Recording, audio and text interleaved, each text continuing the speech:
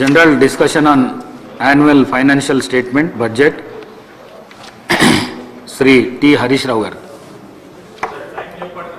అరే ఏం సార్ మీరు లేవక ముందే ఏదో శకునం ఏం ఈ శకునాలు సార్ ఇవి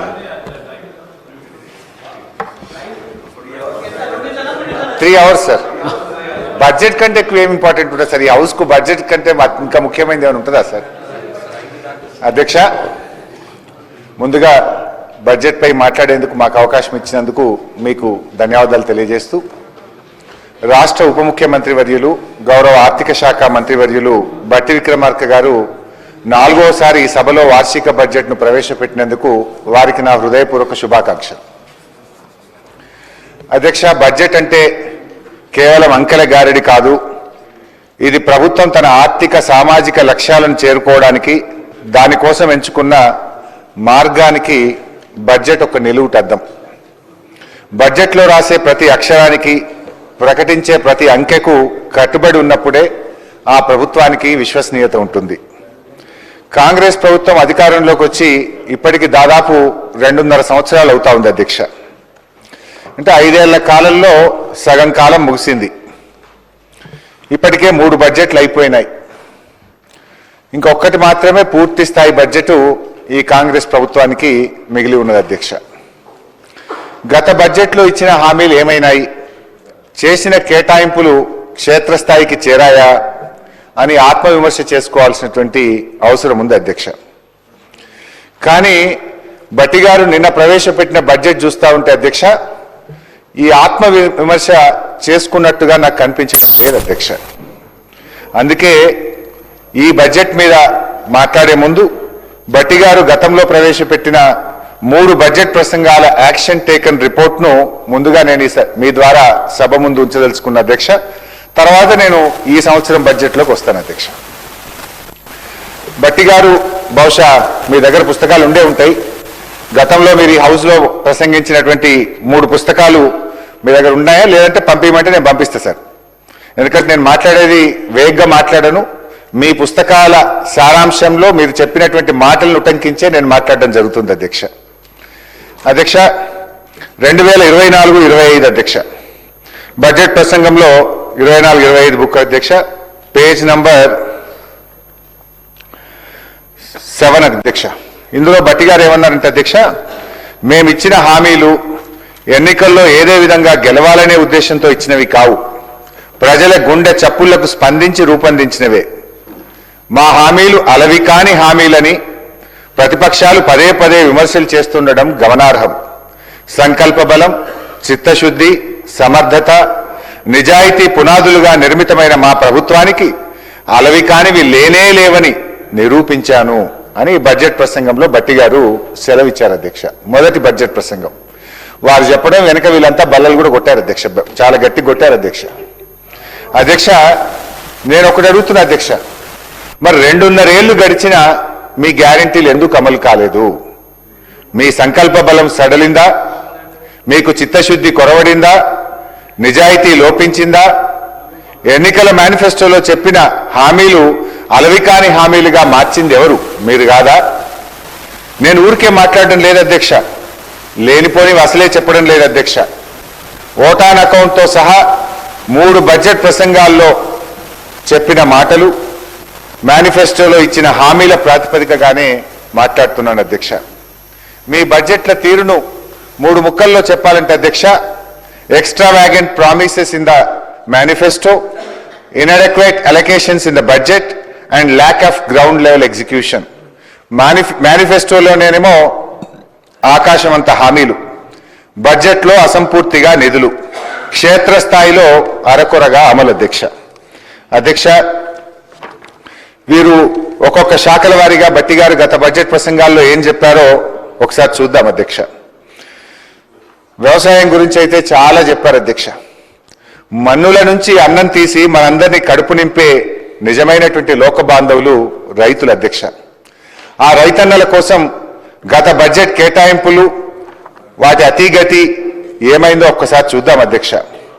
2024-25 అధ్యక్ష బడ్జెట్ ప్రసంగం 13వ పేజీలో అధ్యక్ష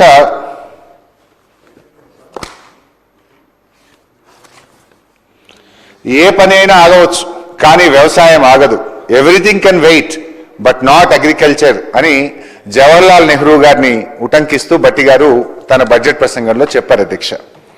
కానీ అధ్యక్ష, వ్యవసాయం ఆగదు కానీ వ్యవసాయానికి ఇచ్చే సాయం మాత్రం ఆగుతుంది అనే కొత్త అర్థాన్ని గౌరవనీయులు భట్టి గారు ఇచ్చారు అధ్యక్ష. అంటే భట్టి గారి మాటలకు అర్థాలే వేరైపోయినాయి అధ్యక్ష. ఎందుకంటే అధ్యక్ష, వ్యవసాయం ఆగలేదు కానీ రైతు భరోసా ఆగింది, పంటల బోనస్ ఆగింది, పంటల బీమా ఆగింది, ఎరువులు విత్తనాల సరఫరా ఆగింది, చివరికి అప్పుల బాధ తాళలేక ఎంతో మంది అన్నదాతల గుండె చప్పుడే ఆగింది అధ్యక్ష. అధ్యక్ష, రుణమాఫీ అధ్యక్ష, మొదటి బడ్జెట్ లో బుక్ అధ్యక్ష, పేజ్ నెంబర్ 15 అధ్యక్ష.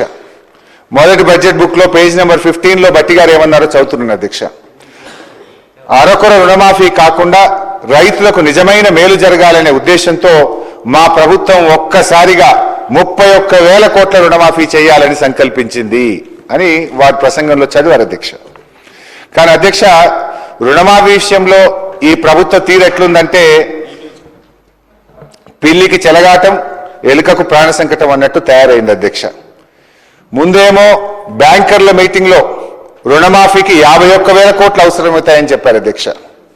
మొదటి బడ్జెట్ వచ్చేసరికి 31,000 కోట్లు అని చెప్పారు అధ్యక్ష. రెండో బడ్జెట్ నాటికి 20,616 కోట్లు అని చెప్పారు అధ్యక్ష. కానీ వాస్తవం ఏంటంటే అధ్యక్ష, వీళ్ళు నిజంగా ఇప్పటికీ రుణమాఫీ చేసింది 20,157 కోట్లు మాత్రమే.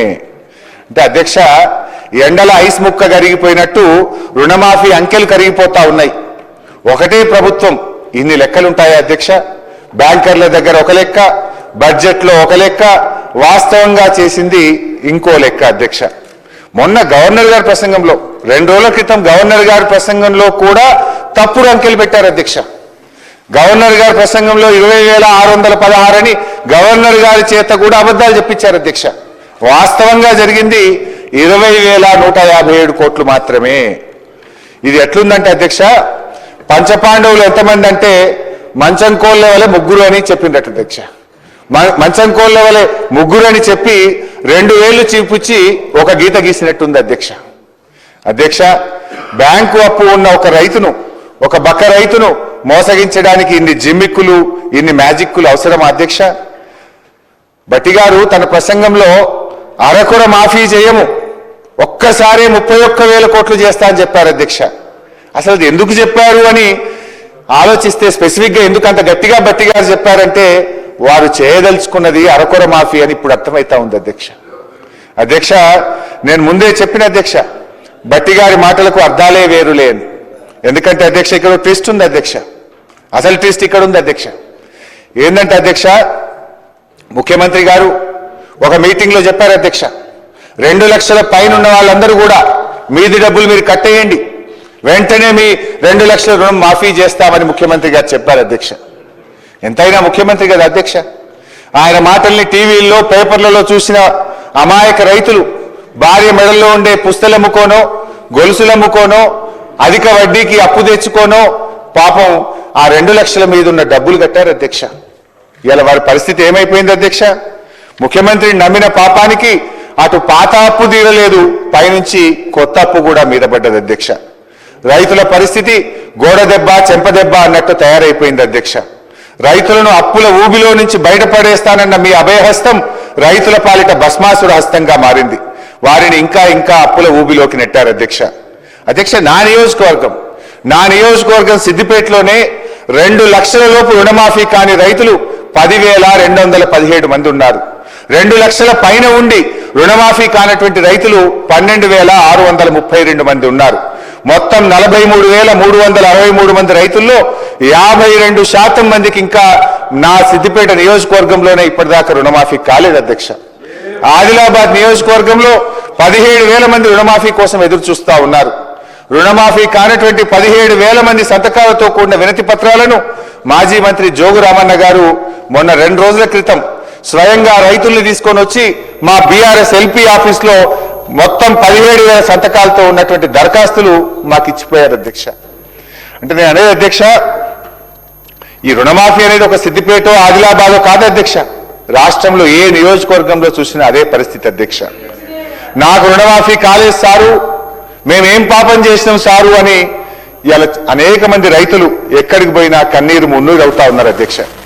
ఈ మధ్య నేను కరీంనగర్ జిల్లా చొప్పదండి నియోజకవర్గంలోని గోపాలరావుపల్లి అనే గ్రామానికి వెళ్ళాను అధ్యక్ష. అక్కడ రామయ్య అనే ఒక రైతు అధ్యక్ష. రామయ్య అనే రైతు నాకు ఇంకా రుణమాఫీ కాలేదు, నాకు 2,65,000 అప్పు ఉంటే ముఖ్యమంత్రి గారి మాటలు విని ఆ పైన ఉన్న అప్పు కట్టడానికి నా భార్య పేరు మీద మహిళా సంఘంలో అప్పు తెచ్చి మీద పైసలు కడితే 2 లక్షల రుణమాఫీ కాలేదు, ఆ అప్పు మిగిలింది, కొత్త అప్పు అయిందని పాపం రామయ్య గారు అన్నారు అధ్యక్ష. అంటే ఇప్పుడు పాత అప్పుకు మీరు కొత్తగా చేయించిన అప్పు రెండింటికి వడ్డీ కడుతుండు పాపం రామయ్య అధ్యక్ష. ఈ సర్కారు పరిస్థితి ఎట్లుందంటే శనిగలు బుక్కి చేతులు కట్టుకున్నట్టు రుణమాఫీ కథ ముగిసింది పోండి అంటున్నారు అధ్యక్ష. అధ్యక్ష, రుణమాఫీ అంత చేసినాం అయిపోయిందని చెప్తున్నటువంటి కాంగ్రెస్ ప్రభుత్వాన్ని నేను ఛాలెంజ్ చేస్తా ఉన్నా అధ్యక్ష. ముఖ్యమంత్రి గారి నియోజకవర్గం కొడంగల్కి వెళ్దామా, గౌరవనీయులు భట్టి గారి నియోజకవర్గంలోని మధురకు వెళ్దామా, లేదు మా నియోజకవర్గానికి వస్తారా అధ్యక్ష? మీరు చెప్పిన గ్రామానికి మీరు చెప్పిన సమయానికి పోదాం అధ్యక్ష. ఎక్కడ పోయినా కూడా ఇంకా రుణమాఫీ కానటువంటి రైతులు ప్రతి గ్రామంలో వందల సంఖ్యలో ఉన్నారు అధ్యక్ష. మీరు దబాయించవచ్చు, నా నోరు మూయించవచ్చు అధ్యక్ష, కానీ దగాబడ్డ రైతుల కన్నీళ్లకు మాత్రం మీరు సమాధానం చెప్పక తప్పదు అధ్యక్ష. అధ్యక్ష, బడ్జెట్లో అధ్యక్ష గౌరవ భట్టి గారు 2024-25 పుస్తకంలో అధ్యక్ష 15వ పేజీలో ఒక మాట అన్నారు అధ్యక్ష. ఏమన్నారంటే అధ్యక్ష, చేతగానమ్మకు మాటలు ఎక్కువ అన్నట్లు రుణమాఫీలో పూర్తిగా విఫలమైన గత ప్రభుత్వ నాయకులు మా చిత్తశుద్ధిని శంకిస్తున్నారు అన్నారు అధ్యక్ష. ఇప్పుడు నేను అడుగుతా ఉన్న భట్టి గారు, మరి మాటలు ఎక్కువైంది ఎవరికో, చేతగానమ్మ ఎవరో ప్రజలకైతే అర్థమైంది భట్టి గారు, ఇంకా వేరే చెప్పాల్సినటువంటి అక్కర్లేదు అధ్యక్ష. అధ్యక్ష, రైతు భరోసా అధ్యక్ష, ఇలా రైతు భరోసా విషయంలో సమైక్య రాష్ట్రంలో అష్ట కష్టాలు పడ్డటువంటి రైతులకు స్వరాష్ట్రంలో కేసీఆర్ గారు కొండంత అండగా నిలిచారు. 24 గంటల ఉచిత కరెంట్ ఇచ్చారు, సాగునీరు ఇచ్చారు, సమయానికి ఎరువులు విత్తనాలు ఇచ్చారు. ఇంకా ఏదో చెయ్యాలని ఆలోచించి నా తెలంగాణ రైతుకు పెట్టుబడి కోసం ఎవరి ముందు చెయ్యి జాపొద్దని, ఆత్మగౌరవంతో పొలంకు వెళ్లాలని, ఆత్మహత్యలు ఆగాలని రైతు బంధు పథకాన్ని నాడు కేసీఆర్ గారు ప్రవేశపెట్టారు అధ్యక్ష. అధ్యక్ష, ఒకసారి గతాన్ని గుర్తు చేసుకుందాం. కరోనా ఉత్పాతం వచ్చింది, ప్రపంచాన్ని వణికించింది, అంతటా ఆర్థిక వ్యవస్థ కుప్పగూలింది, ఆదాయాలు పడిపోయాయి, ఖజానా ఖాళీ అయ్యే పరిస్థితి వచ్చింది. అయినా సరే ఆనాడు కేసీఆర్ గారు రైతు బంధు సాయం ఆపలేదు, ₹1 కూడా తగ్గించలేదు. కరోనా కష్టకాలంలోనూ కడుపు గట్టుకోనైనా సరే రైతు బంధు ఇచ్చింది నాటి ప్రభుత్వం. మొత్తం 11 విడతల్లో 72,000 కోట్లు క్రమం తప్పకుండా రైతుల ఖాతాల్లో జమ చేసిన అరుదైన రికార్డు మా బీఆర్ఎస్ ప్రభుత్వాన్ని. మేము ఎన్నడూ ఒక్క సీజన్ కూడా ఎగ్గొట్టలేదు అధ్యక్ష. కానీ ఇవాళ ఏం జరుగుతుంది అధ్యక్ష? మార్పు మార్పు అని ప్రజల్ని ఏమార్చినటువంటి వాళ్ళు ఏం మార్పు చేశారో ఇప్పుడు చెప్తాను అధ్యక్ష. ఓటాన్ అకౌంట్ బడ్జెట్ బుక్ అధ్యక్ష 2024-25 భట్టి గారు ఏం చెప్పారంటే అధ్యక్ష, పేజ్ నంబర్ 17 అధ్యక్ష, పేజ్ నంబర్ 17 ఓటాన్ అకౌంట్ లో భట్టి గారు ఏమంటారంటే అధ్యక్ష, రైతు భరోసాకు ఏటా ఎకరానికి 15,000 చెల్లించాలన్నది మా ప్రభుత్వ సంకల్పం అన్నారు. రెండో బడ్జెట్ అధ్యక్ష, రెండో బడ్జెట్లో ఏమంటారంటే 14వ పేజీలో రైతు భరోసా పథకం కింద రైతులకు ఏడాదికి ఎకరానికి 12,000 రూపాయలు అందిస్తాము అన్నారు. ఓటాన్ అకౌంట్ లో 15,000 అన్నారు, మొదటి బడ్జెట్లో 15,000 అన్నారు, రెండో బడ్జెట్కి వచ్చేసరికి ఎకరానికి 12,000 ఇస్తామని చెప్పి భట్టి గారు సెలవిచ్చారు అధ్యక్ష. అంటే ఒక్కొక్క పేజీ తిప్పుతుంటే ఒక్కొక్క 1000 కరిగిపోతా ఉంది అధ్యక్ష. ఒకసారి మేనిఫెస్టోలో కూడా ఏమన్నారో చూద్దాం అధ్యక్ష. మేనిఫెస్టోలో వీళ్ళు ఏమన్నారు అధ్యక్ష, ప్రతి రైతుకు ప్రతి ఎకరానికి 15,000 రూపాయలు ఇందిరమ్మ రైతు భరోసా పథకం కింద ఇస్తామన్నారు అధ్యక్ష. నేను అడుగుతున్న అధ్యక్ష, భట్టి గారు ఇదేనా మీ సంకల్ప బలం? మేనిఫెస్టోలో ఒక మాట, మొదటి బడ్జెట్లో ఒక మాట, రెండో బడ్జెట్లో ఒక మాట. అది కూడా ఎట్లయిపోయిందంటే అధ్యక్ష, నాట్లప్పుడు రాదు అధ్యక్ష. అధ్యక్ష, వీళ్ళ తీరు ఎట్లుందంటే కేసీఆర్ గారు ప్రవేశపెట్టిందేమో అగ్రికల్చర్ ఇన్వెస్ట్మెంట్ సపోర్ట్ స్కీమ్, వ్యవసాయ పెట్టుబడి సాయం, కానీ కాంగ్రెస్ ప్రభుత్వం దాన్ని ఎలక్షన్ ఇన్వెస్ట్మెంట్ సపోర్ట్ స్కీమ్ గా మార్చింది అధ్యక్ష. ఎన్నికల పెట్టుబడి సాయంగా మార్చింది అధ్యక్ష. పంట పెట్టుబడి అంటే నాట్లప్పుడో ఎరువులు చల్లేటప్పుడో ఇయ్యాలి అధ్యక్ష. కానీ మీ రాజ్యంలో నాట్లయిపోయి కోతలైపోయి ధాన్యం కల్లాలకు వచ్చిన రైతు ఖాతాల్లో పైసలు పట్టలేవు అధ్యక్ష. 2024-25 వానకాలం రైతు బంధు ఎగ్గొట్టారు అధ్యక్ష. 2024-25 యాసంగి రైతు బంధు సగమే ఇచ్చారు అధ్యక్ష. 2025-26 యాసంగి రైతు బంధు నిన్న ఇచ్చారు అధ్యక్ష. అది కూడా 1 ఎకరానికే పరిమితం చేశారు అధ్యక్ష. బడ్జెట్ పుస్తకాల్లో పేజీలు నిండుతున్నాయి కానీ రైతుల ఖాతాల్లో పైసలు పట్టలేవు అధ్యక్ష. ఆనాడు రేవంత్ రెడ్డి గారు ఏమన్నారు అధ్యక్ష? రెండు పంటలకే రైతు బంధు ఇవ్వడం ఏంది దద్దమ్మా, 3 పంటలకు ఇవ్వాలి అన్నారు అధ్యక్ష. ఏమైంది? 3వ పంట దేవుడెరుగు.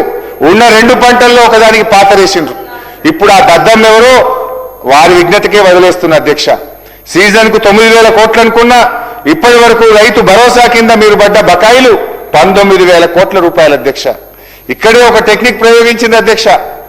ఇప్పుడు ఏమంటే 20,000 రుణమాఫీ చేసినామన్నారు, 19,000 కోట్ల రైతు బంధు ఎగ్గొట్టిండ్రు. గా పైసలు తెచ్చకి రుణమాఫీ చేసినవి అయిపోయింది అంటున్నారు అధ్యక్ష. అంటే రుణమాఫీ గుండుసున్న అధ్యక్ష. 24-25 వానకాలం రైతు బంధు, 24-25 యాసంగి రైతు బంధులో సగం, ఇప్పుడు 25-26 రైతు బంధులో 1 ఎకరానికే ఇచ్చారు. మొత్తంగా 18-19 వేలు రైతు బంధులో రైతులకు ఎగ్గొట్టారు. దాన్నే తెచ్చి రుణమాఫీ చేసినామని చెప్పి ఇలా మాయ మాటలతో రైతుల్ని మభ్యపెట్టే ప్రయత్నం చేస్తున్నారు అధ్యక్ష. కుడి చేత్తో గుంజుకొని ఎడమ చేత్తో ఇచ్చినట్టు చేస్తున్నారు అధ్యక్ష. ఇది వీళ్ళు చేసినటువంటి రుణమాఫీ అధ్యక్ష. నాడు కేసీఆర్ పాలన అంటే రైతు బంధు పాలనని, నేడు యనుమల వారి పాలన అంటే ఎగవేతల పాలనగా మారిపోయింది అధ్యక్ష. నాడు రైతుల ఖాతాల్లో నిధుల వరద, నేడు రైతుల కళ్ళల్లో కన్నీళ్ల వరద అధ్యక్ష. రైతు భరోసాని నమ్మించి ఈరోజు 19,000 కోట్ల రూపాయలు 3 పంటల మీద రైతాంగానికి ఇవ్వకుండా మోసం చేసిన విషయం అధ్యక్ష. నేను ఒకటే అడుగుతా ఉన్నా, మీరు ఇచ్చిన మాట ప్రకారంగా మేనిఫెస్టోలో చెప్పిన విధంగా, మొదటి బడ్జెట్లో చెప్పిన విధంగా రైతు భరోసా 15,000 రూపాయలకి ఎప్పుడు పెంచుతారో, మరి మీరు బకాయి పడ్డ 19,000 రైతు బంధు డబ్బులు ఎప్పుడు ఇస్తారో చెప్పాలని చెప్పి గౌరవనీయులు భట్టి గారిని కోరుతా ఉన్న అధ్యక్ష. అదేవిధంగా బోనస్ విషయంలో అధ్యక్ష, మొదటి బడ్జెట్ 2024-25 19వ పేజీలో బోనస్ గురించి బోలెడు మాటలు చెప్పారు అధ్యక్ష. రాష్ట్రంలో సన్న రకం వరి ధాన్యాల సాగును ప్రోత్సహించడానికి ప్రభుత్వం 33 రకాల వరి ధాన్యాలను గుర్తించిందని, వాటిని పండించే రైతుకు క్వింటాలకు 500 రూపాయల బోనస్ ఇవ్వాలని నిర్ణయించినట్టుగా బడ్జెట్ ప్రసంగంలో చెప్పారు అధ్యక్ష. మేనిఫెస్టోలో అన్ని పంటలకన్నారు, మొదటి బడ్జెట్లో సన్నాలకు పరిమితం చేశారు. ఆ సన్నాలు కూడా 1 వానకాలానికే పరిమితమైంది అధ్యక్ష. 2024-25 యాసంగి సన్నాలకు 1,161 కోట్ల రూపాయల బోనస్ ఈ ప్రభుత్వం ఇవ్వకుండా రైతుల్ని దగా చేసింది అధ్యక్ష. అంటే మార్పు అంటే మడమ తిప్పు అనేటువంటి విధానాన్ని ఇవాళ అమలు చేస్తా ఉన్నారు అధ్యక్ష. రాజ్యాంగం సాక్షిగా చట్టసభల్లో ప్రవేశపెట్టిన బడ్జెట్ ప్రసంగానికి ఒక పవిత్రత ఉంటుంది అధ్యక్ష. కానీ బడ్జెట్లో చెప్పింది, ఆర్థిక మంత్రి గారే స్వయంగా అసెంబ్లీలో చెప్పినటువంటి బడ్జెట్ ప్రసంగంలో చెప్పిన మాటలే అమలు కాకపోతే ఇంకా ఈ బడ్జెట్కి ఏం అర్థం ఉంటుంది అధ్యక్ష? నాకైతే ఐఎమ్ ఫీలింగ్ అషేమ్డ్ అధ్యక్ష. అంటే బడ్జెట్ శాంటిటీనే ఈరోజు దెబ్బతీస్తున్నటువంటి పరిస్థితి అధ్యక్ష. మొత్తంగా ఈ బడ్జెట్ ప్రసంగాలు చూస్తూ ఉంటే వీరి సంకల్పంలో ప్యూరిటీ లేదు, వీళ్ళు చెప్పే మాటల్లో క్లారిటీ లేదు, బడ్జెట్ ప్రసంగాల్లో శాంటిటీ లేదు, బడ్జెట్లో చెప్పిన మాటలు అమలు చేస్తారన్న గ్యారంటీ లేదు అనేటువంటిది అర్థమైతా ఉంది అధ్యక్ష. మేనిఫెస్టోలో ఒకటి రాస్తారు, బడ్జెట్లో ఒకటి చదువుతారు, క్షేత్రస్థాయిలో మరొకటి చేస్తున్నారు అధ్యక్ష. అందుకే ఈ బడ్జెట్లు no purity, no clarity, no surety government ఇది అధ్యక్ష. మిమ్మల్ని నమ్మిన రైతుల్ని ఆగం చేయడానికి ఎందుకు ఇన్ని ఎత్తుగడలు? ఇదేంటి అని అడిగితే రైతుల చేతులకు బేడీలు వేస్తారు, ప్రతిపక్షాలను నిలదీస్తే ప్రతిపక్ష నాయకుల మీద కేసులు బనాయిస్తారు అధ్యక్ష. భట్టి గారు, నేను మిమ్మల్ని సూటిగా అడుగుతా ఉన్నా అధ్యక్ష, అసలు ఇప్పుడు ఈ యాసంగి పంటకైనా బోనస్ ఇస్తారా ఇవ్వరా? పోయిన యాసంగికి బోనస్ ఇవ్వలేదు, ఇప్పుడు ఈ యాసంగిలోనైనా రైతులకు బోనస్ ఇస్తారా లేదా మీ సమాధానంలో చెప్పాలని చెప్పి ఈ సభ సాక్షిగా నేను భట్టి గారిని, ఈ ప్రభుత్వాన్ని అడుగుతా ఉన్నా అధ్యక్ష. ఎన్ని అధ్యక్ష? రుణమాఫీలో దగా, రైతు బంధులో దగా, బోనస్లో దగా, పంటల బీమాలో దగా అధ్యక్ష. పంటల బీమా గురించి ఎంత గొప్పగా చెప్పింది అధ్యక్ష ఈ బడ్జెట్ బుక్ లో, ఒకసారి చూడండి అధ్యక్ష. బడ్జెట్ బుక్ లో అధ్యక్ష పేజ్ నెంబర్ 19 అధ్యక్ష, పేజ్ నెంబర్ 19లో చాలా గొప్పగా చెప్పారు అధ్యక్ష. ఏం నేను సొంతంగా చెప్తలేను, ఇవన్నీ మీరు చెప్పిన మాటలే చెప్తున్నా అధ్యక్ష. ఈ సంవత్సరం నుండి ప్రధానమంత్రి ఫసల్ బీమా పథకంలో చేరాలని నిర్ణయించాం. ఈ పథకం కింద రైతులకు చెల్లించాల్సిన బీమా కూడా రాష్ట్ర ప్రభుత్వమే చెల్లిస్తుంది. రైతులకు పైసా ఖర్చు లేకుండా వారు చేసిన పంటలకు పూర్తి భద్రత ఈ ప్రభుత్వం కల్పిస్తుంది అని చెప్పారు అధ్యక్ష. మరి ఏమైంది అధ్యక్ష? దీనికి బడ్జెట్లో 1300 కోట్ల రూపాయలు కేటాయిస్తున్నామని చెప్పారు అధ్యక్ష. బడ్జెట్లో నిధులు కేటాయించారు అధ్యక్ష. కానీ వాస్తవంగా జరిగింది పంటల బీమాకు అతిగతి లేదు అధ్యక్ష. మేనిఫెస్టోలో చెప్పారు, బడ్జెట్లో చెప్పారు, కానీ ఎక్కడ అమలైన పరిస్థితి లేదు. ఈ బడ్జెట్కి వచ్చేసరికి పంటల బీమా మాయమైపోయింది. పోయిన 2 బడ్జెట్లో పంటల బీమా చెప్పారు, ఈ బడ్జెట్లో పంటల బీమాని మొత్తానికి ఎత్తేసింది అధ్యక్ష. అధ్యక్ష, అంటే ఇప్పుడు రైతుల పరిస్థితి ఏంది అధ్యక్ష? గత 2 సంవత్సరాలుగా అకాల వర్షాల వల్ల, తుఫాన్ల వల్ల, వడగళ్ల వాన వల్ల నష్టపోయిన రైతాంగానికి ఇవాళ మీరు మాట తప్పడం వల్ల ఇవాళ రాష్ట్రంలోని లక్షలాది మంది రైతులకు ఇవాళ తీవ్రమైనటువంటి అన్యాయం జరుగుతూ ఉంది. బడ్జెట్ ప్రసంగంలో చెప్పి 1300 కోట్లు కేటాయించి పంటల బీమా పథకం అమలు చేయకపోతే ఆ రైతుల పరిస్థితి ఏం కావాలి అధ్యక్ష? పోనీ మీరు చెప్పిన ఇన్పుట్ సబ్సిడీ అనే ఇస్తున్నారా? ఎకరానికి 10,000 ఇన్పుట్ సబ్సిడీ ఇస్తామన్నారు. నా నియోజకవర్గంలోనే, రాష్ట్రంలో అంతటా అదే పరిస్థితి అధ్యక్ష. గత 3 సీజన్లలో నష్టపోయినటువంటి రైతులకు ఈ రోజుకు పంటల బీమా అందలేదు, కనీసం ₹1 ఇన్పుట్ సబ్సిడీ కూడా అందలేదు అధ్యక్ష. అంటే అధ్యక్ష, బోనస్ బోగస్ అయిపోయింది, బీమా బూటకమైపోయింది. మీరు చెప్పిన ఒక్క మాట కూడా రైతుల విషయంలో, మీ రైతు డిక్లరేషన్లో చెప్పిన, మీ బడ్జెట్లో చెప్పిన ఏ ఒక్క మాట కూడా ఈ ప్రభుత్వం రైతుల విషయంలో నిలుపుకోలేదు అధ్యక్ష. అధ్యక్ష, నేను సభ సాక్షిగా బట్టిగా అడుగుతా ఉన్నా, ఈ సంవత్సరమైనా పంటల బీమాకు డబ్బులు కట్టరా? బీమా అమలు చేస్తారా చేయరా? లేదంటే మేము మేనిఫెస్టోలో చెప్పాం, వరంగల్ రైతు డిక్లరేషన్లో చెప్పాం, మొదటి బడ్జెట్ ప్రసంగంలో చెప్పాం, మాట తప్పామని ఒప్పుకోండి, బహిరంగంగా రాష్ట్రంలోని రైతులకు క్షమాపణ చెప్పాలని చెప్పి మీ ద్వారా ఈ ప్రభుత్వాన్ని డిమాండ్ చేస్తా ఉన్నా అధ్యక్ష. అదేవిధంగా అధ్యక్ష, రైతుల పరిస్థితి చూస్తే అట్లా రైతు కూలీల అధ్యక్ష. ఇందిరమ్మ ఆత్మీయ భరోసా, పేరు గొప్ప ఊరు దిబ్బ అన్నట్టు తయారైన మరో పథకం అధ్యక్ష. దీని పరిస్థితి అధ్యక్ష, మొదటి బడ్జెట్లో అధ్యక్ష, పేజ్ 18, భూమి లేని రైతు కూలీలకు ఆర్థిక మరియు జీవన స్థితిగతులను మెరుగుపరచడానికి మా ప్రభుత్వం లక్షలాది భూమి లేని నిరుపేద రైతు కూలీలకు సంవత్సరానికి 12,000 రూపాయలు అందించే బృహత్తర కార్యక్రమాన్ని ఈ సంవత్సరమే ప్రారంభం చేస్తున్నాం. ఎప్పుడు చెప్పింది అధ్యక్ష? 2024-25. సరే అధ్యక్ష, 2024-25 అమలు కాలే. మళ్ళీ 2025-26 మళ్ళీ అదే చెప్పింది అధ్యక్ష, బృహత్తర పథకాన్ని ప్రారంభించబోతున్నామని 25-26లో చెప్పింది అధ్యక్ష. మళ్ళా చూస్తే అధ్యక్ష 26-27లో కూడా మళ్ళీ 6,000 కోట్లు పెట్టిండ్రు. అంటే అధ్యక్ష, మీరు 24-25లో పెట్టిండ్రు, ఒక్క రైతు కూలికి ఇవ్వలే. 25-26లో పెట్టిండ్రు, ఒక్క రైతు కూలికి ఇవ్వలే. మళ్ళీ 26-27 ఈ సంవత్సరం కూడా మళ్ళీ పెట్టిండ్రు అధ్యక్ష. ఏంది అధ్యక్ష? పాపం రెక్కలు ముక్కలు చేసుకొని ఎండనక వాననక కష్టపడే గా రైతు కూలీలను దగా చేయడానికి మీకు ఎట్లా మనసు వచ్చింది బట్టి గారు అని నేను అడుగుతా ఉన్నా. కనీసం మీ ఆత్మీయ భరోసాలో, ఇందిరమ్మ ఆత్మీయ భరోసాలో ఆత్మీయత లేదు, భరోసా లేదు. ఆత్మీయత కరువైపోయింది కూలీలకు, భరోసా కూడా కూలీలకు కరువైపోయింది అధ్యక్ష. 2 బడ్జెట్లో నిధులు కేటాయించి అమలు చేయకపోవడం ఆ నిరుపేద కూలీలకు ఈ సర్కారు చేసినటువంటి క్షమించరానటువంటి ద్రోహం అధ్యక్ష ఇది. అధ్యక్ష, పాపం పెద్దలు కీర్తిశేషులు ఇందిరాగాంధీ గారు భౌతికంగా మరణించారు. కానీ ఈ ప్రభుత్వం చేస్తున్న వాగ్దానాలు నైతికంగా వారు మరణిస్తా ఉన్నారు. వారి పేరు పెట్టి, ఇందిరమ్మ పేరు పెట్టుకోనన్న పథకం అమలు చేయరా అధ్యక్ష? కళ్ళు తెరవండి బట్టి గారు, అంకెల గారడి కాదు, ఇచ్చిన మాట ప్రకారంగా నిరుపేద కూలీల కడుపు నింపాలని చెప్పి మీ ద్వారా ఈ ప్రభుత్వాన్ని కోరుతా ఉన్న అధ్యక్ష. అదేవిధంగా అధ్యక్ష, ఇవన్నీ నేను ఏవి కూడా సొంతం చెప్తున్నాను అధ్యక్ష. బడ్జెట్ బుక్కుల్లో హామీలు ఇచ్చి మాట తప్పినవే నేను గుర్తు చేస్తా ఉన్నా అధ్యక్ష. అదేవిధంగా అధ్యక్ష, ఇప్పటిదాకా కూలీల కథలు విన్నాం, రైతుల వెదలు విన్నాం, ఈ ప్రభుత్వం కూలీలను రైతుల్ని ఎట్లా మోసం చేసిందో విన్నాం అధ్యక్ష. అదేవిధంగా అధ్యక్ష, ఈ ప్రభుత్వం యొక్క నమ్మక ద్రోహానికి బలై నెత్తురు చిందించిన నిరుద్యోగుల వెతలు కూడా వినిపించే ప్రయత్నం చేస్తా అధ్యక్ష. ఓటాన్ అకౌంట్లో అధ్యక్ష, ఓటాన్ అకౌంట్ బడ్జెట్లో బట్టి గారు ఏం చెప్పారంటే అధ్యక్ష, చెప్పిన మాట ప్రకారంగా జాబ్ క్యాలెండర్ తయారు చేసి ప్రక్రియ ప్రారంభించాము అని ఓటాన్ అకౌంట్లో చెప్పారు అధ్యక్ష. మొదటి బడ్జెట్ అధ్యక్ష, నియామక ప్రణాళిక క్యాలెండర్ను త్వరలోనే ప్రకటిస్తున్నాము అని మొదటి బడ్జెట్లో చెప్పారు అధ్యక్ష. రెండో బడ్జెట్లో గత ప్రభుత్వం నది దాటే వరకు ఓడమల్లయ్య, దాటిన తర్వాత బోడమల్లయ్య అనే విధంగా ప్రవర్తించిందని మమ్మల్ని విమర్శించారు రెండో బడ్జెట్లో అధ్యక్ష. మరి ఈ బడ్జెట్ వచ్చేసరికి 26-27 అధ్యక్ష. ఈ బడ్జెట్లో నిరుద్యోగుల ఊసే లేదు, జాబ్ క్యాలెండర్ జాడే లేదు, దాని ప్రస్తావనే లేదు అధ్యక్ష. ఒక్కసారి మేనిఫెస్టోలో కూడా ఏం పెట్టారో చూద్దాం అధ్యక్ష. మేనిఫెస్టో అధ్యక్ష, ఇది కాంగ్రెస్ మేనిఫెస్టో అధ్యక్ష. ఈ మేనిఫెస్టోలో అధ్యక్ష హైదరాబాద్ నుండి యూత్ డిక్లరేషన్ అనే ఒక పెద్ద పుస్తకం అయితే విడుదల చేశారు అధ్యక్ష. ఈ మేనిఫెస్టోలో ఏం చెప్పారంటే అధ్యక్ష, మొదటి సంవత్సరంలోనే 2 లక్షల ప్రభుత్వ ఉద్యోగాలు భర్తీ చేస్తామని హామీ ఇచ్చారు అధ్యక్ష.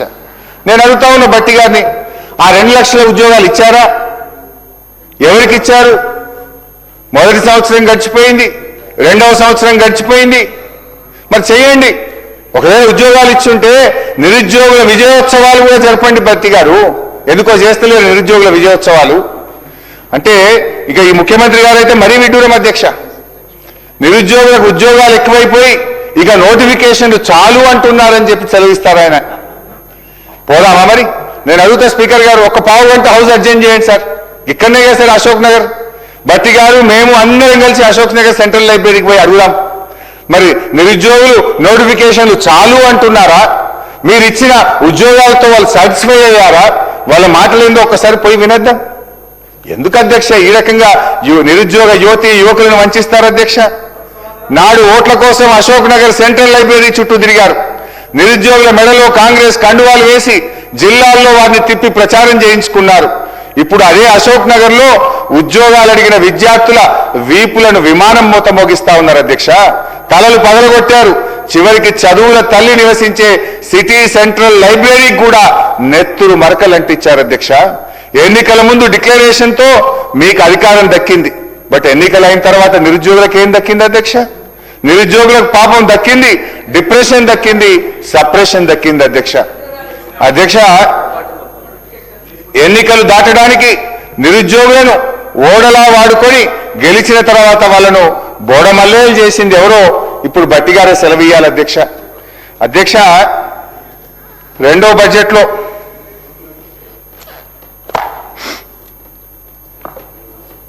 25-26 అధ్యక్ష, రెండో బడ్జెట్లో ఒక మంచి కవిత చదివారు అధ్యక్ష. భట్టి గారు మా మీద చదివారు, 29వ పేజీ అధ్యక్ష. మా మీద ఏమని చదివారంటే అధ్యక్ష, శ్రీశ్రీ గారి కవిత మా మీద ప్రయోగించారు భట్టి గారు. కూటి కోసం కూలి కోసం పట్టణంలో బ్రతుకుదామని తల్లి మాటలు చెవిన పెట్టక బయలుదేరిన బాటసారికి ఎంత కష్టం ఎంత కష్టమని మా మీద చదివారు అధ్యక్ష భట్టి గారు. కానీ నిజంగా శ్రీశ్రీ గారు బతుకుంటే మీరు చేసిన మోసానికి ఇట్లా రాసుండేవారేమో అధ్యక్ష. రాహుల్ గాంధీ మాటలు నమ్మి, ప్రియాంక గాంధీ భాష నమ్మి కాంగ్రెసు కోటేసిన నిరుద్యోగికి ఎంత కష్టం ఎంత కష్టం. ముఖ్యమంత్రి ఢిల్లీ బాయే, జాబులేమో రాకపాయే, కడుపు మండి ర్యాలీ తీస్తే లాఠీ చార్జీ చేసుడాయే, తలలు పగిలి నెత్తురాయే, అశోక్ నగరే చిత్తడాయే, కాంగ్రెసు కోటేసిన నిరుద్యోగికి ఎంత కష్టం ఎంత కష్టం.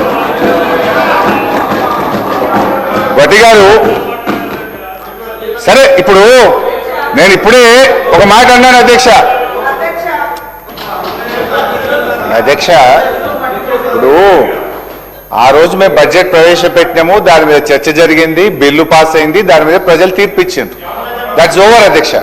ఇప్పుడు మీరు బడ్జెట్ ప్రవేశపెట్టిండ్రు, మీ బడ్జెట్ మీద మేము మాట్లాడుతున్నాం. మా బడ్జెట్ మీద మాట్లాడదామంటే టైం పెట్టండి, గత బడ్జెట్ మీద డిస్కస్ చేద్దామంటే ఇంకొక రోజు ఫుల్గా మాట్లాడదాం అధ్యక్ష. 2.5 ఏళ్ళు అయినాక ఇంకా మీ కథ, మీ బడ్జెట్, మీ లెక్కలు అని చెప్పుకుంటా ఇంకా ఎంతకాలం గడుపుతారు అధ్యక్ష. ఇప్పుడు చర్చ జరుగుతున్నది భట్టి గారు ప్రవేశపెట్టిన బడ్జెట్ మీద. డెఫినెట్గా దాని మీద మాట్లాడతాం కదా అధ్యక్ష. మీరు మా బడ్జెట్ మీద మాట్లాడదామంటే పెట్టండి. మా బడ్జెట్ అప్పుడు మేము పెట్టినాము, మీరు మాట్లాడినరు, బడ్జెట్ పాస్ అయింది, ఓటింగ్ జరిగింది, దాని మీద ప్రజలు తీర్పు ఇచ్చిండ్రు. నవ్వు మీరు చెప్పింది కదా, మేము ఇన్ని చేస్తాం అన్ని చేస్తామని చెప్పినప్పుడు ప్రధాన ప్రతిపక్షంగా ప్రజల గొంతుకై ప్రజల పక్షాన ప్రశ్నించడం మా బాధ్యత అధ్యక్ష. ఇప్పుడు రుణమాఫీ ఎందుకు కాలేదంటుండ్రు, మీ నాయకుడే చెప్పింది కదా, కేసీఆర్ గారు 2 లక్షలు చేసిండని సంతోషపడుకుండ్రి, ఉరుకుండ్రి, మళ్ళీ తెచ్చుకోండి, లైన్ కట్టుండ్రి, బ్యాంకుకు పోండి, మళ్ళీ తెచ్చుకోండి, నేను రాగానే 7 తారీఖే మాఫీ చేస్తా అని చెప్పింది కదమ్మా. నీ మాట నమ్మే ఉరికి తెచ్చుకున్నారు వాళ్ళు. నువ్వు మోసం చేసినావు, గదే చెప్తున్నా. నేనేం చెప్తున్నా? ఇంకోటి అధ్యక్ష, మీరేం చేసిండ్రు అంటున్నారు. అంటే నా సబ్జెక్ట్ డైవర్ట్ అవుతుందని నేను వారికి సమాధానం ఇవ్వలేక కాదు అధ్యక్ష. Every point I can answer అధ్యక్ష. ఆనాడు బీఆర్ఎస్ ప్రభుత్వం 1,62,000 ప్రభుత్వ ఉద్యోగాలు ఇచ్చింది. 95% లోకల్ రిజర్వేషన్ తెచ్చాము. రాష్ట్రపతి ఉత్తర్వులను సవరించాము. అయితే నేను చెప్తే ఇంకా చాలా విషయాలు ఉన్నాయి కానీ అధ్యక్ష, దాంట్లో బోను నా ఇష్యూ డైవర్ట్ అవుతుంది కనుక దయచేసి నేను మీతో కోరుతున్నా, ఎలియా మినిస్టర్ గారు, ఫైనాన్స్ మినిస్టర్ గారు ఇవ్వాలి కానీ ఇట్లా తాపకొక్క మంత్రులు వేస్తే నా సబ్జెక్ట్ పోతుంది అధ్యక్ష. దయచేసి మీరు ఇంటరప్షన్ కాకుండా చూడాలని మిమ్మల్ని సవినయంగా ప్రార్థిస్తా ఉన్నా అధ్యక్ష. అన్ని వాస్తవాలు బడ్జెట్ బుక్కులు పెట్టుకునే మాట్లాడుతున్నా, మీలాగా నోటికి ఏం మాట్లాడతలేదు అధ్యక్ష. నేను ఫైనల్ ఒకటే చెప్తున్నా అధ్యక్ష, గౌరవనీయులు భట్టి గారితో, రాష్ట్ర ప్రభుత్వంతో ఆనాడు నిరుద్యోగులను ఓటింగ్ మిషన్ల లెక్క మీరు వాడుకున్నారు అధ్యక్ష. ఇప్పుడు వాళ్ళ నెత్తురు కళ్ళు చూస్తున్నారు అధ్యక్ష. దయచేసి ఇప్పటికైనా మీ పాపాలు గడుక్కోవాలనుకుంటే మీరు చెప్పిన ప్రకారంగా వెంటనే 2 లక్షల ప్రభుత్వ ఉద్యోగాలకు నోటిఫికేషన్ ఇవ్వాలని చెప్పి ఆ నిరుద్యోగుల పక్షాన్ని ప్రభుత్వాన్ని నేను డిమాండ్ చేస్తా ఉన్నా అధ్యక్ష. మరొక పథకం అధ్యక్ష, రాజీవ్ యువ వికాసం అధ్యక్ష. ఈ పథకం గురించి 2వ బడ్జెట్ ప్రసంగంలో భట్టి గారు చెప్పారు అధ్యక్ష. పేజ్ నెంబర్ 29, సెకండ్ బడ్జెట్ ప్రసంగం అధ్యక్ష. ఎస్సీ, ఎస్టీ, బీసీ, మైనార్టీలు మరియు ఆర్థికంగా వెనుకబడ్డ వర్గాల యువతకు స్వయం ఉపాధి కల్పన కోసం రాజీవ్ యువ వికాసం అనే పథకాన్ని ప్రారంభించాం. ఈ పథకం యువతకు ఉపాధి కల్పనలో ఒక గేమ్ చేంజర్ గా నిలుస్తుంది. ఈ పథకం ద్వారా యువతకు కనీ విని ఎరగని రీతిలో 6,000 కోట్ల రూపాయల కేటాయింపుతో ఈ పథకాన్ని ప్రారంభించాం అని రొమ్ము విరుచుకొని వారు చెప్పారు. వీళ్ళంతా బల్లలు కొట్టారు అధ్యక్ష. 7 ఏడాది అయిపోయింది అధ్యక్ష. 1 రూపాయి ఒక్క యువతి యువకుడికి ఈ రాష్ట్రంలో ఇప్పటిదాకా మేలు జరిగిందా అని అడుగుతా ఉన్నా అధ్యక్ష. అధ్యక్ష, మళ్ళీ ఈ సంవత్సరం same dialogue, same paragraph, same page, same speech. మళ్ళీ ఈసారి అధ్యక్ష ఈ బడ్జెట్ లో కూడా అదే చెప్పారు అధ్యక్ష. 6,000 కోట్ల రూపాయలతో ఈ పథకాన్ని ప్రవేశపెడుతున్నాం, ఇది ఒక గేమ్ చేంజర్ అంటారు. పోయినసారి చెప్పే ఒక్కరికి చేయలే, మళ్ళీ అదే స్పీచ్, అదే డైలాగ్, అదే పారాగ్రాఫ్ డిట్టో కాపీ పేస్ట్ మళ్ళీ పెట్టి మళ్ళీ చెప్పారు అధ్యక్ష. ఏం మోసం అధ్యక్ష ఇది? ఎట్లా నమ్మాలి? ఈ బడ్జెట్కి ఏం శాంటిటీ అని నేను అడుగుతా ఉన్నా అధ్యక్ష. మీరు గేమ్ చేంజర్ అని డప్పు కొట్టుకున్న ఈ పథకం కింద ఇప్పటి వరకు ఎంతమంది ఎస్సీ, ఎస్టీ, బీసీ, మైనార్టీ యువకులకు సాయం చేశారో ఒక్కసారి ఆ వివరాలు చెప్పాలని చెప్పి గౌరవనీయులు భట్టి గారు నేను అడుగుతా ఉన్నా అధ్యక్ష.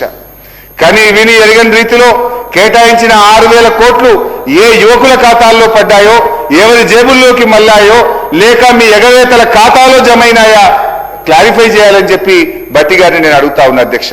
నాకు సందేహం వస్తుంది అధ్యక్ష. అక్కడ చూస్తే ఇందిరమ్మ ఆత్మీయ భరోసా, ఇక్కడ చూస్తే రాజీవ్ యువ వికాసం. పేర్లు ఘనంగా ఉన్నాయి. పాపం పెద్దలు ఇందిరమ్మ గారు, కీర్తిశేషులు రాజీవ్ గాంధీ గారి పేరు పెట్టింది అధ్యక్ష. అంటే నాకంటే రేవంత్ రెడ్డి గారు అంటే ఐ నో హిమ్, ఎందుకంటే నాతో కూడా పనిచేసింది. రేవంత్ రెడ్డి గారంటే వారి మీద, ఇందిరమ్మ మీదనో రాజీవ్ గాంధీ మీద ఆయనకు ప్రేమ ఉండకపోవచ్చు. కానీ భట్టి గారు అయితే దశాబ్దాల తరబడి కాంగ్రెస్ పార్టీలనే ఉన్నారు కదా.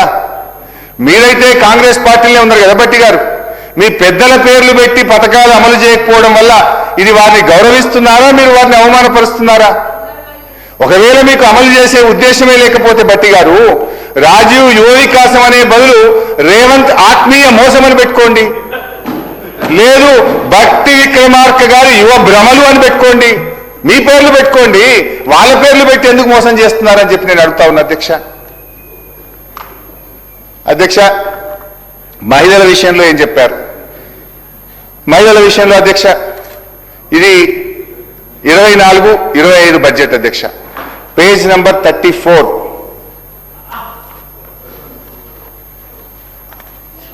పేజ్ నెంబర్ 34 అధ్యక్ష.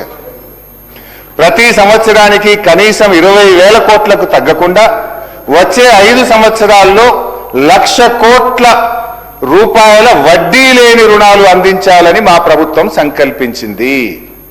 1,00,000 కోట్ల రూపాయల వడ్డీ లేని రుణాలు అందించాలని మా ప్రభుత్వం సంకల్పించింది అధ్యక్ష.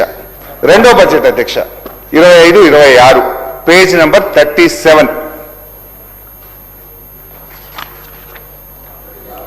కోటి మంది మహిళలకు ఇందిరా మహిళా శక్తి మిషన్ పథకం ద్వారా 1,00,000 కోట్ల రూపాయల వడ్డీ లేని రుణాలు అందిస్తాము. 1,00,000 కోట్ల వడ్డీ లేని రుణాలు అందిస్తాం. ఈ బడ్జెట్ చూద్దాం. ఇక 26-27 అధ్యక్ష ఈ బడ్జెట్ లో పేజ్ నెంబర్ 24 అధ్యక్ష. ఈ బడ్జెట్కి వచ్చేసరికి ఏమంటారంటే అధ్యక్ష, 5 సంవత్సరాల్లో 1,00,000 కోట్ల రూపాయల మేరకు బ్యాంకు ద్వారా రుణాలు ఇప్పించే ప్రయత్నం చేస్తాము. అంటే అధ్యక్ష 4వ బడ్జెట్ వచ్చేసరికి వడ్డీ లేని రుణాలు అనే మాటను మాత్రం కంఫర్టబుల్ గా మాయం చేసేసాం. మేనిఫెస్టోలో 1,00,000 కోట్ల వడ్డీ లేని రుణం, మొదటి బడ్జెట్లో 1,00,000 కోట్ల వడ్డీ లేని రుణం, రెండో బడ్జెట్లో 1,00,000 కోట్ల వడ్డీ లేని రుణం, మూడో బడ్జెట్కి వచ్చేసరికి 1,00,000 కోట్ల రుణం వడ్డీని కంఫర్టబుల్ గా మాయం చేసింది అధ్యక్ష. మీరు ఇస్తున్నది ఏంటి? నాడు బీఆర్ఎస్ ప్రభుత్వం ఏదైతే 5 లక్షల రూపాయలకు వడ్డీ లేని రుణం పథకం ప్రవేశపెట్టిందో దాన్ని మాత్రమే మీరు కొనసాగిస్తున్నారు తప్ప మీరెక్కడా కూడా మొత్తం అప్పుకు వడ్డీ లేని రుణాన్ని అందించడం లేదు. ఒక మహిళ ఒక సంఘం 20 లక్షలు తీసుకుంటే 5 లక్షలకే వడ్డీ లేని రుణం వస్తుంది. మిగతా 15 లక్షల రూపాయలకు ఆ సంఘాలే వడ్డీ కట్టుకుంటున్నటువంటి మాట వాస్తవం. ఒకవేళ మీకు నిజాయితీ ఉంటే, మీకు చిత్తశుద్ధి ఉంటే, మీరు అమలు చేసి ఉంటే ఆ 20 లక్షల రూపాయలకు వడ్డీ లేని రుణం ఇస్తున్న జీవో బయట పెట్టండి. ఆ జీవో ఏదో చూపియండి. లేదంటే ఈ సభను తప్పుదో పట్టించినందుకు, యావత్ మహిళా లోకాన్ని తప్పుదో పట్టించినందుకు బహిరంగంగా క్షమాపణ చెప్పాలని రాష్ట్రంలోని మహిళల పక్షాన నేను డిమాండ్ చేస్తా ఉన్నా అధ్యక్ష. గిన్ని జూటాలు, గిన్ని జిమ్మిక్కుల అధ్యక్ష. ఏంది అధ్యక్ష? ఇవన్నీ బడ్జెట్ బుక్కులో చెప్పినాయి అధ్యక్ష. నేనేమి వేరే మాట్లాడుతున్నాను అధ్యక్ష. అదేవిధంగా ఇరిగేషన్ అధ్యక్ష. ఇరిగేషన్ విషయంలో అధ్యక్ష మొదటి బడ్జెట్ ప్రసంగం 62వ పేజ్ అధ్యక్ష. ఇది ఫస్ట్ బుక్ అధ్యక్ష, 62వ పేజ్.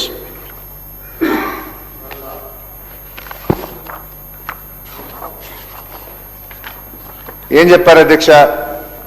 మా ప్రభుత్వం తుది దశలో ఉన్న ఇలాంటి ప్రాజెక్టులు మరియు ఆయకట్టు తక్షణం పెంపొందించే 6 ప్రాజెక్టులను ఈ ఆర్థిక సంవత్సరంలో మరియు 12 ప్రాజెక్టులను వచ్చే ఆర్థిక సంవత్సరంలో పూర్తి చేస్తాం. అంటే 24-25లో 6, 26-27లో 12, 18 ప్రాజెక్టులు పూర్తి చేస్తామని బడ్జెట్ ప్రసంగంలో గౌరవనీయులు భట్టి గారు సెలవిచ్చారు అధ్యక్ష.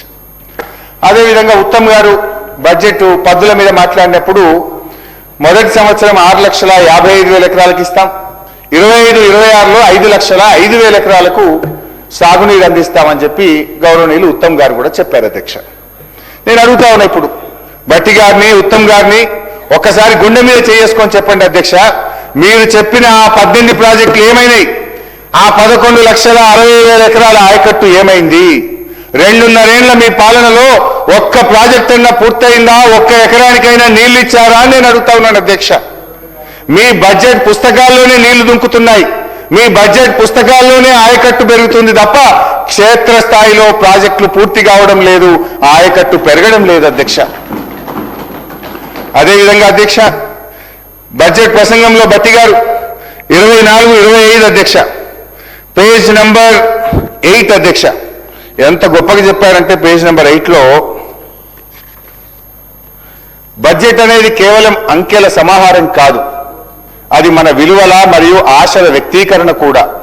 మేము ప్రవేశపెడుతున్న ఈ బడ్జెట్ మమ్మల్ని నమ్మిన రాష్ట్ర ప్రజల ఆకాంక్షలు మరియు వారి నమ్మకాల ప్రతిబింబం. చాలా బాగా చెప్పారు అధ్యక్ష. మరి ఏమైంది అధ్యక్ష?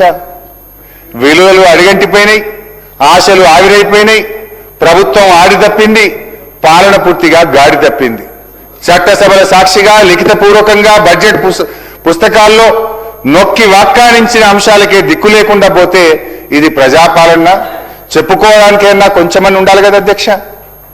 ఏదైనా అంటే చాలు పెద్ద నోరు తీసుకొని మా మీద విరుచుకుపడతారు. మీ 10 ఏళ్ళు ఏం చేశారు, మీరేం చేశారని మాట్లాడతారు అధ్యక్ష. మీరే కదా బాండ్ పేపర్ల మీద సంతకాలు పెట్టింది, భట్టి గారు మీరే కదా బాండ్ పేపర్ల మీద సంతకాలు పెట్టింది. ఇది చెక్ అన్నారు, మీరు ఇది చెక్ బుక్ గా భావించండి అన్నారు. మరి 6 గ్యారెంటీలు అమలు చేసింది లేదు, 420 హామీలు నిలబెట్టుకున్నది లేదు, ప్రజల ఆకాంక్షల్ని నెరవేర్చింది లేదు. ఆత్మస్తుతి పరనిందకు పాల్పడుతూ పొద్దుగడుపుతా ఉన్నారు అధ్యక్ష.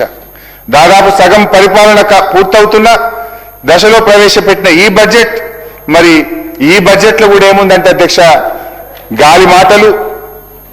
గత బడ్జెట్లో చెప్పినవన్నీ గాలి మాటలైతే ఈ బడ్జెట్లో కూడా అవాస్తవాల కోటలాగా కనబడతా ఉంది అధ్యక్ష. మరి 26-27 బడ్జెట్లో బట్టి గారు ఏం చెప్పారో కూడా ఒకసారి చూద్దాం అధ్యక్ష. సార్ నేను ఇంకా స్టార్టే చేయలేదు సార్, మీ బడ్జెట్లకు ఇప్పుడే పోతున్నా సార్. ఇప్పుడు 26-27లోకి ఇప్పుడు పోతున్నా సార్. ఇప్పటిదాకా మీ పాత 3 బడ్జెట్లు చెప్పిన. Now I'm going to your this year budget 26-27. Sir 3 గంటలు సభ వాయిదా వేస్తే కుర్చీలో కూర్చున్నా ఎప్పుడు బెల్ కొడతారో అని 3 గంటలు ఒత్తి కూర్చోబెట్టరు కదా సార్.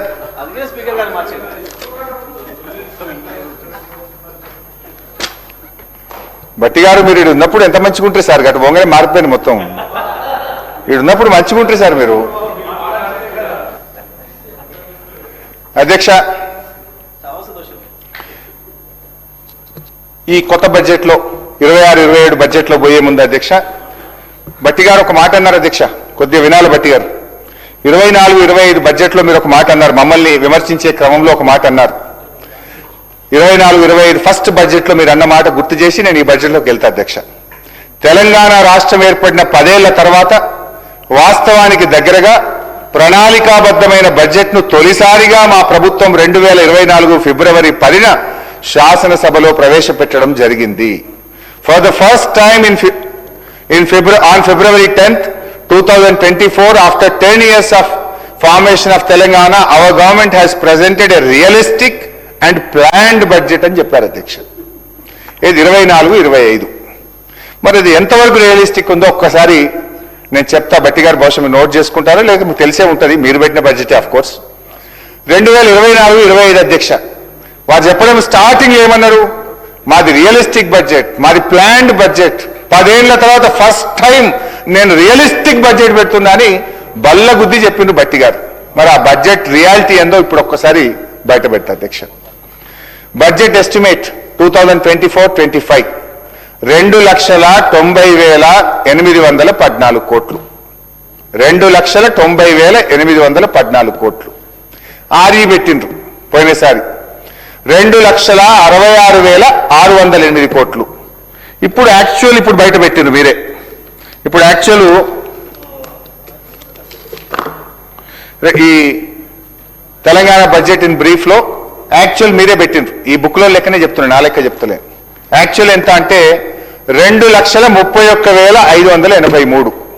అంటే బడ్జెట్ ఎస్టిమేట్ కు యాక్చువల్స్ మధ్య గ్యాప్ 59,231 కోట్లు, 59,231 crores. అంటే ఇది 20.3% deficit. Is it realistic budget? 20% మీ అంచనాలు తప్పినాయి. 20% అంచనాలు తప్పితే ఇది రియలిస్టిక్ బడ్జెట్ అని చెప్పుకుంటారా బట్టి గారు? ఫస్ట్ టైం పెడుతున్నా, రాష్ట్రం ఏర్పడ్డాక నేను యాక్చువల్ పెడుతున్నా, రియలిస్టిక్ పెడుతున్నా అని చెప్పిండ్రే. 59,000 కోట్ల రూపాయల లోటు వచ్చింది మీ బడ్జెట్లో. పోనీ ఆర్ఈ అనే కరెక్ట్ పెట్టిండ్రా? ఆర్ఈ మనం నార్మల్గా ఒక నెల ముందు పెడతాం. ఆర్ఈకి యాక్చువల్స్కి ఎంత తేడా ఉందంటే అధ్యక్ష 35,025 కోట్ల రూపాయలు ఉంది. అంటే మీరు ఆర్ఈలో కూడా బ్లఫ్ చేస్తున్నారు, ఈ శాసనసభను తప్పుదో పట్టిస్తున్నారు. ఇది 2024-25. Let's go to 25-26. 2025-26లో చూస్తే అధ్యక్ష వీళ్ళు పెట్టిన బడ్జెట్ 3,04,366 కోట్లు. ఆర్ఈ ఎంత పెట్టిన అధ్యక్ష 2,81,516 కోట్లు. అగైన్ ఇక్కడ కూడా ఫస్ట్ బడ్జెట్ లో తప్పు పెట్టినట్టే ఇక్కడ కూడా ఆర్ఈలో బ్లఫ్ చేస్తున్నారు అధ్యక్ష. నేను ఉత్తగా అంటలేను. Up to January CAG report public domain లో ఉంది.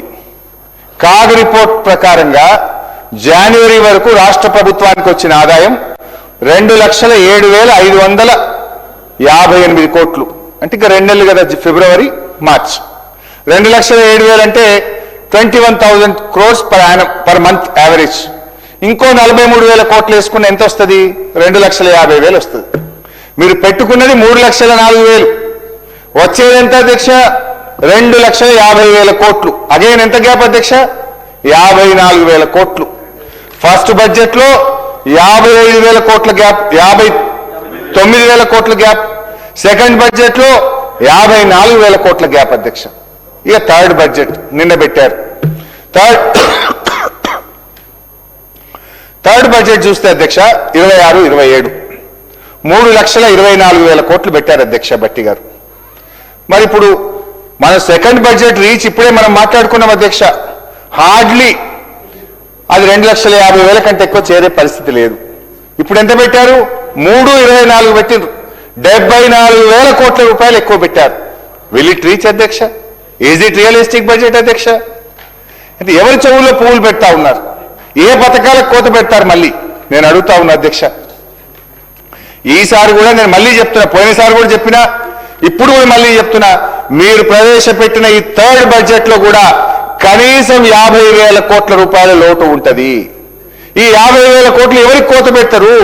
ఎస్సీలక, మైనార్టీలక, బీసీలక, మళ్ళీ రాజీవ్ యువ వికాసానిక, మళ్ళీ ఇందిరమ్మ ఆత్మీయ భరోసాక, దేనికి కోత పెట్టారు అని నేను అడుగుతా ఉన్నా అధ్యక్ష.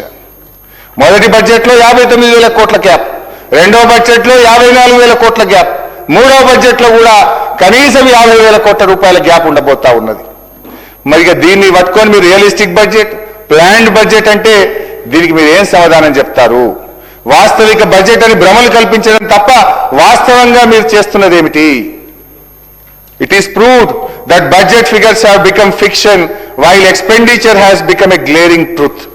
బడ్జెట్ కేటాయింపులు చేస్తున్న ఖర్చుల్లో భారీ కోత వల్లనే సంక్షేమ పథకాల అమలు ఇవాళ ప్రశ్నార్థకంగా మారింది. అందుకే రైతు భరోసాలో కోతలు, పంటల బోనస్లో కోతలు, రుణమాఫీలో కోతలు, ఇందిరమ్మ ఆత్మీయ భరోసాలో కోతలు, రాజీవ్ యువ వికాసంలో కోతలు, కళ్యాణ లక్ష్మిలో కోతలు.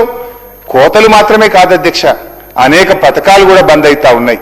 న్యూట్రిషన్ కిట్ బంధు, దళిత బంధు, బీసీ బంధు, గొర్రెల పంపిణీ బంధు, చేప పిల్లల పంపిణీ బంధు, బతుకమ్మ చీరలు బంధు, ఇట్లా అనేక రకాల పథకాలు కూడా బంధు పెడతా ఉన్నారు అధ్యక్ష. ఇటు కోతలు బంధులు తప్ప ఏమైతుంది అధ్యక్ష అని నేను అడుగుతా ఉన్నా అధ్యక్ష. ఇకపోతే బట్టి గారు తన బడ్జెట్ ప్రసంగంలో జిఎస్డిపి గ్రోత్ గురించి చాలా గొప్పగా చెప్పారు అధ్యక్ష. ఏమన్నారంటే తన బడ్జెట్ ప్రసంగంలో ఇక్కడ కూడా అంకెలతో మభ్యపెట్టే ప్రయత్నం చేసినారు, గ్రోత్ సాధించినట్టు గొప్పలు చెప్పుకునేటువంటి ప్రయత్నం చేసినారు. కానీ వాస్తవానికి జిఎస్డిపి తలసరి ఆదాయం విషయంలో రాష్ట్రం వృద్ధి సాధించలేదు, రాష్ట్ర యొక్క వృద్ధి మీ పాలనలో పడిపోయింది. నేను నోటి మాటలతో చెప్పట్లేదు, with data, with figures, with books I have come here అధ్యక్ష. తలసరి ఆదాయం అధ్యక్ష, 9 ఏళ్ల బీఆర్ఎస్ పాలనలో తలసరి ఆదాయం యొక్క వృద్ధి రేటు 14%. 2024-25 కాంగ్రెస్ పాలనలో తలసరి ఆదాయం వృద్ధి రేటు 10.6%. 2025-26 కాంగ్రెస్ రెండవ సంవత్సరం పాలనలో తలసరి ఆదాయం వృద్ధి రేటు 10.2%. మరి కాంగ్రెస్ పాలనలో తలసరి ఆదాయ వృద్ధి రేటు పడిపోయిందా, పెరిగిందా? నాటి బీఆర్ఎస్ పాలనలో 14% ఉంటే మొదటి సంవత్సరం 10.6%, కాంగ్రెస్ పాలనలోని రెండవ సంవత్సరం 10.2% పడిపోయింది అధ్యక్ష. ఒకవైపేమో year on year growth rate పడిపోతూ ఉంటే మా ముఖ్యమంత్రి గారు అయితే రైజింగ్ అంటాడు. చూడండి అధ్యక్ష, బడ్జెట్ బుక్ మీద కొట్టిన తెలంగాణ రైజింగ్, పుస్తకాల మీద రైజింగ్ అధ్యక్ష. ప్రజల జీవితాల్లో, బతుకు తెరువుల్లో, తలసరి ఆదాయంలో రైజింగ్ లేదు అధ్యక్ష. అధ్యక్ష, is it rising or falling? బట్టి గారే చెప్పాలి అధ్యక్ష. ఎందుకంటే అధ్యక్ష, in reality it is falling. BRS పాలనతో కంపేర్ చేసినప్పుడు in reality it is falling.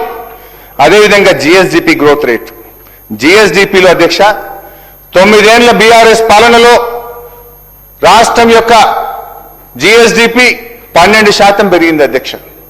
మరి 24-25లో చూస్తే 10.6%.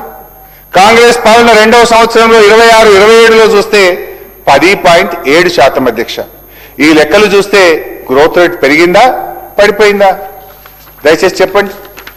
అదేవిధంగా అధ్యక్ష, సరే దాన్ని కూడా మీరు గొప్పగా చెప్పుకునే ప్రయత్నం చేసిండ్రు. ఇన్ఫాక్ట్ మీ స్పీచ్లో 10.7% పెరిగింది అంటున్నారు. అంటే మీరు 12% నుంచి 10.7%కు తగ్గింది అని చెప్పాల్సింది పోయి మీరు పెరిగింది అని చెప్పేటువంటి ప్రయత్నం చేసింది అధ్యక్ష. అధ్యక్ష, ఇదేంది? మీ పరిపాలన వ్యవస్థ ఫెయిల్ అయింది. It is the failure of your governance. అదేవిధంగా రెవెన్యూ రిసిప్ట్స్ అధ్యక్ష, రెవెన్యూ రిసిప్ట్స్ బీఆర్ఎస్ ప్రభుత్వం అధికారంలోకి వచ్చిన 2014-15లో 51,041 కోట్ల రూపాయలు ఉండే అధ్యక్ష. 23-24 మేము దిగిపోయే నాటికి 1,69,293కు పెంచినాం అధ్యక్ష. అంటే 10 ఏళ్ల యావరేజ్ గ్రోత్ రేటు 23%. అంటే రాష్ట్రం యొక్క ఆదాయం 23% ఇయర్ ఆన్ ఇయర్ మా 9 ఏళ్లలో గ్రోత్ రేట్ అధ్యక్ష, యావరేజ్ గ్రోత్ రేట్. మరి కాంగ్రెస్ పాలనకు వద్దాం అధ్యక్ష. 2023-24లో రాష్ట్రం యొక్క రెవెన్యూ రిసిప్ట్ 1,69,293 కోట్లు. మరి 24-25లో కాంగ్రెస్ ప్రభుత్వం అధికారంలోకి వచ్చిన తర్వాత మొదటి సంవత్సరం రెవెన్యూ రిసిప్ట్ 1,67,804 కోట్ల రూపాయలు. పెరిగిందా తగ్గిందా? 1,69,293 ఉంటే 1,67,804 తగ్గిపోయింది. 1,489 కోట్లు తగ్గింది అధ్యక్ష. This is -1%. బీఆర్ఎస్ హయాంలోనేమో 23% ప్లస్ 23% యావరేజ్ మేము పెరిగినాం. కానీ మీ పాలనలో -1%. రాష్ట్రం యొక్క ఆదాయం దెబ్బతిన్నది. పాజిటివ్ గ్రోత్ను నెగటివ్ గ్రోత్గా మార్చారు. దీన్ని పురోగమనమంటారా తిరోగమనమంటారా? గౌరవనీయులు భట్టి గారు తన సమాధానంలో చెప్పాలి అధ్యక్ష. అట్లే రెవెన్యూ సర్ప్లస్ 2014-15లో ఆనాడు మేము అధికారంలో ఉన్నప్పుడు 368 కోట్లు రెవెన్యూ సర్ప్లస్ ఉండే. మేము దిగిపోయే నాటికి 2023-24 నాటికి 779 కోట్ల రెవెన్యూ సర్ప్లస్తో మీకు ఈ రాష్ట్రాన్ని అప్పగించాం అధ్యక్ష. ఇవాళ బడ్జెట్లో పెట్టినారు అధ్యక్ష, బుక్లో పెట్టారు, యాక్చువల్స్ పెట్టారు. మొన్న బీఈలో లాస్ట్ ఇయర్ పెట్టలే కానీ ఇప్పుడు 2024-25 యాక్చువల్స్ ఈ బుక్లో భట్టి గారు నిన్న ఇచ్చారు అధ్యక్ష. ఏమిచ్చారు అధ్యక్ష? డెఫిసిట్. మన రాష్ట్రం 9,420 కోట్లు 2024-25లో డెఫిసిట్ ఉన్నట్టుగా భట్టి గారు తన దాంట్లో చెప్పారు అధ్యక్ష. అంటే ఇది నెగటివే అధ్యక్ష. ఇప్పుడు చెప్పండి, రాష్ట్రాన్ని ఎవరు దివాలు తీశారు? మేము రాష్ట్రాన్ని రెవెన్యూ సర్ప్లస్ గా మీకు అప్పచెప్తే 2 ఏళ్లలో మీరు రెవెన్యూ డెఫిసిట్ గా మార్చారా లేదా? ఇవాళ ప్రజలకు సమాధానం చెప్పాల్సిన అవసరం ఉంది అధ్యక్ష. అదేవిధంగా ఎస్ఓటీఆర్ అధ్యక్ష, స్టేట్ ఓన్ ట్యాక్స్ రెవెన్యూ, ఎస్ఓటీఆర్ 2014-15 మా ప్రభుత్వం వచ్చిన మొదటి సంవత్సరం రాష్ట్రం యొక్క స్వంత వనరుల ఆదాయం 29,288 కోట్లు. మేము దిగిపోయే నాటికి 23-24 సంవత్సరంలో 1,11,798 రూపాయలు అధ్యక్ష. అంటే 281% గ్రోత్, 281% వృద్ధిని సాధించి మీకు అప్పచెప్పినాం. మరి మీరేం చేశారు? సరే, మా టైంలో కూడా ఒక్కసారి తగ్గింది. ఒక్క కరోనా సమయంలో 2019-20లో 67,597 కోట్లుంటే 2021లో 66,650కి తగ్గింది. అంటే కరోనా సంవత్సరంలో -1.4 పోయినాం మేము. 19-20 కంటే 2021లో -1.4. ఒక్క సంవత్సరం మాత్రం రాష్ట్ర సొంత వనరుల ఆదాయం తగ్గింది. మరి కాంగ్రెస్ వచ్చింది అధ్యక్ష. మరి 23-24లో 1,11,798 ఉంటే అధ్యక్ష, 24-25 సంవత్సరానికి 1,09,233కు తగ్గింది అధ్యక్ష. అంటే 2,565 కోట్ల రూపాయల రాష్ట్ర ప్రభుత్వ ఆదాయం తగ్గింది. ఇది -2.3%. అంటే కరోనాలో బీఆర్ఎస్ ప్రభుత్వ హయాంలో -1.4 ఉంటే ఇప్పుడు కరోనా లేదు, ఏమీ లేదు. కానీ మీ పాలనలో రాష్ట్ర ప్రభుత్వ ఆదాయం -2.4 తగ్గింంది. కరోనా కాలం కాంగ్రెస్ కాలంలో -2.3 తగ్గింది అధ్యక్ష. కరోనా కాలంలో 947 కోట్లు తగ్గితే కాంగ్రెస్ కాలంలో 2,565 కోట్లు తగ్గింది అధ్యక్ష. అంటే కరోనా కంటే కాంగ్రెసే ప్రమాదమైందని అర్థమవుతుంది కదా అధ్యక్ష. కరోనా తగ్గిన దానికంటే కాంగ్రెస్ పాలనలో ఇంకా ఎక్కువ తగ్గింది అధ్యక్ష. ఎందుకు తగ్గింది? ఒకసారి అనలైజ్ చేసుకున్నారా? ఒకసారి రివ్యూ చేసుకున్నారా? ఆత్మవిమర్శ చేసుకున్నారా? ఎందుకు తగ్గింది అధ్యక్ష? Hydraa, RR tax, TDR, Gachibowli to Shamshabad metro రైలు రద్దు, పెద్ద ఎత్తున భూములను నిషేధిత జాబితాలో చేర్చడం, ఇట్లా 1 కాదు 2 కాదు, తలా తోకలేని నిర్ణయాలు, విధ్వంసకరమైన ఆలోచనలతో రాష్ట్ర ప్రభుత్వ ఆదాయం గణనీయంగా తగ్గుతా ఉంది. ఎందుకు తగ్గిందో, ఏ తప్పుడు విధానాల వల్ల తగ్గిందో 1-2 చెప్పే ప్రయత్నం చేస్తే టైం లేదు కానీ 1-2 శాఖలు చెప్పే ప్రయత్నం చేస్తే అధ్యక్ష. స్టాంప్స్ అండ్ రిజిస్ట్రేషన్ 2014-15లో రాష్ట్రం ఏర్పడ్డ మొదటి సంవత్సరం స్టాంప్స్ అండ్ రిజిస్ట్రేషన్ ఆదాయం 2,177 కోట్లు. మేము దిగిపోయే నాటికి అధ్యక్ష 14,296 కోట్లు, 14,296 crores. అంటే బీఆర్ఎస్ ప్రభుత్వంలో 2,177 కోట్ల నుంచి 14,296 కోట్లకు స్టాంప్స్ అండ్ రిజిస్ట్రేషన్ ఆదాయం పెరిగింది. మొదటి సంవత్సరం అయితే 42% గ్రోత్. బీఆర్ఎస్ ప్రభుత్వం వచ్చిన మొదటి సంవత్సరంలో 42% గ్రోత్ అధ్యక్ష. కానీ మరి రేవంత్ రెడ్డి గారి పాలనలో ఏం జరిగిందో ఒక్కసారి చూద్దాం.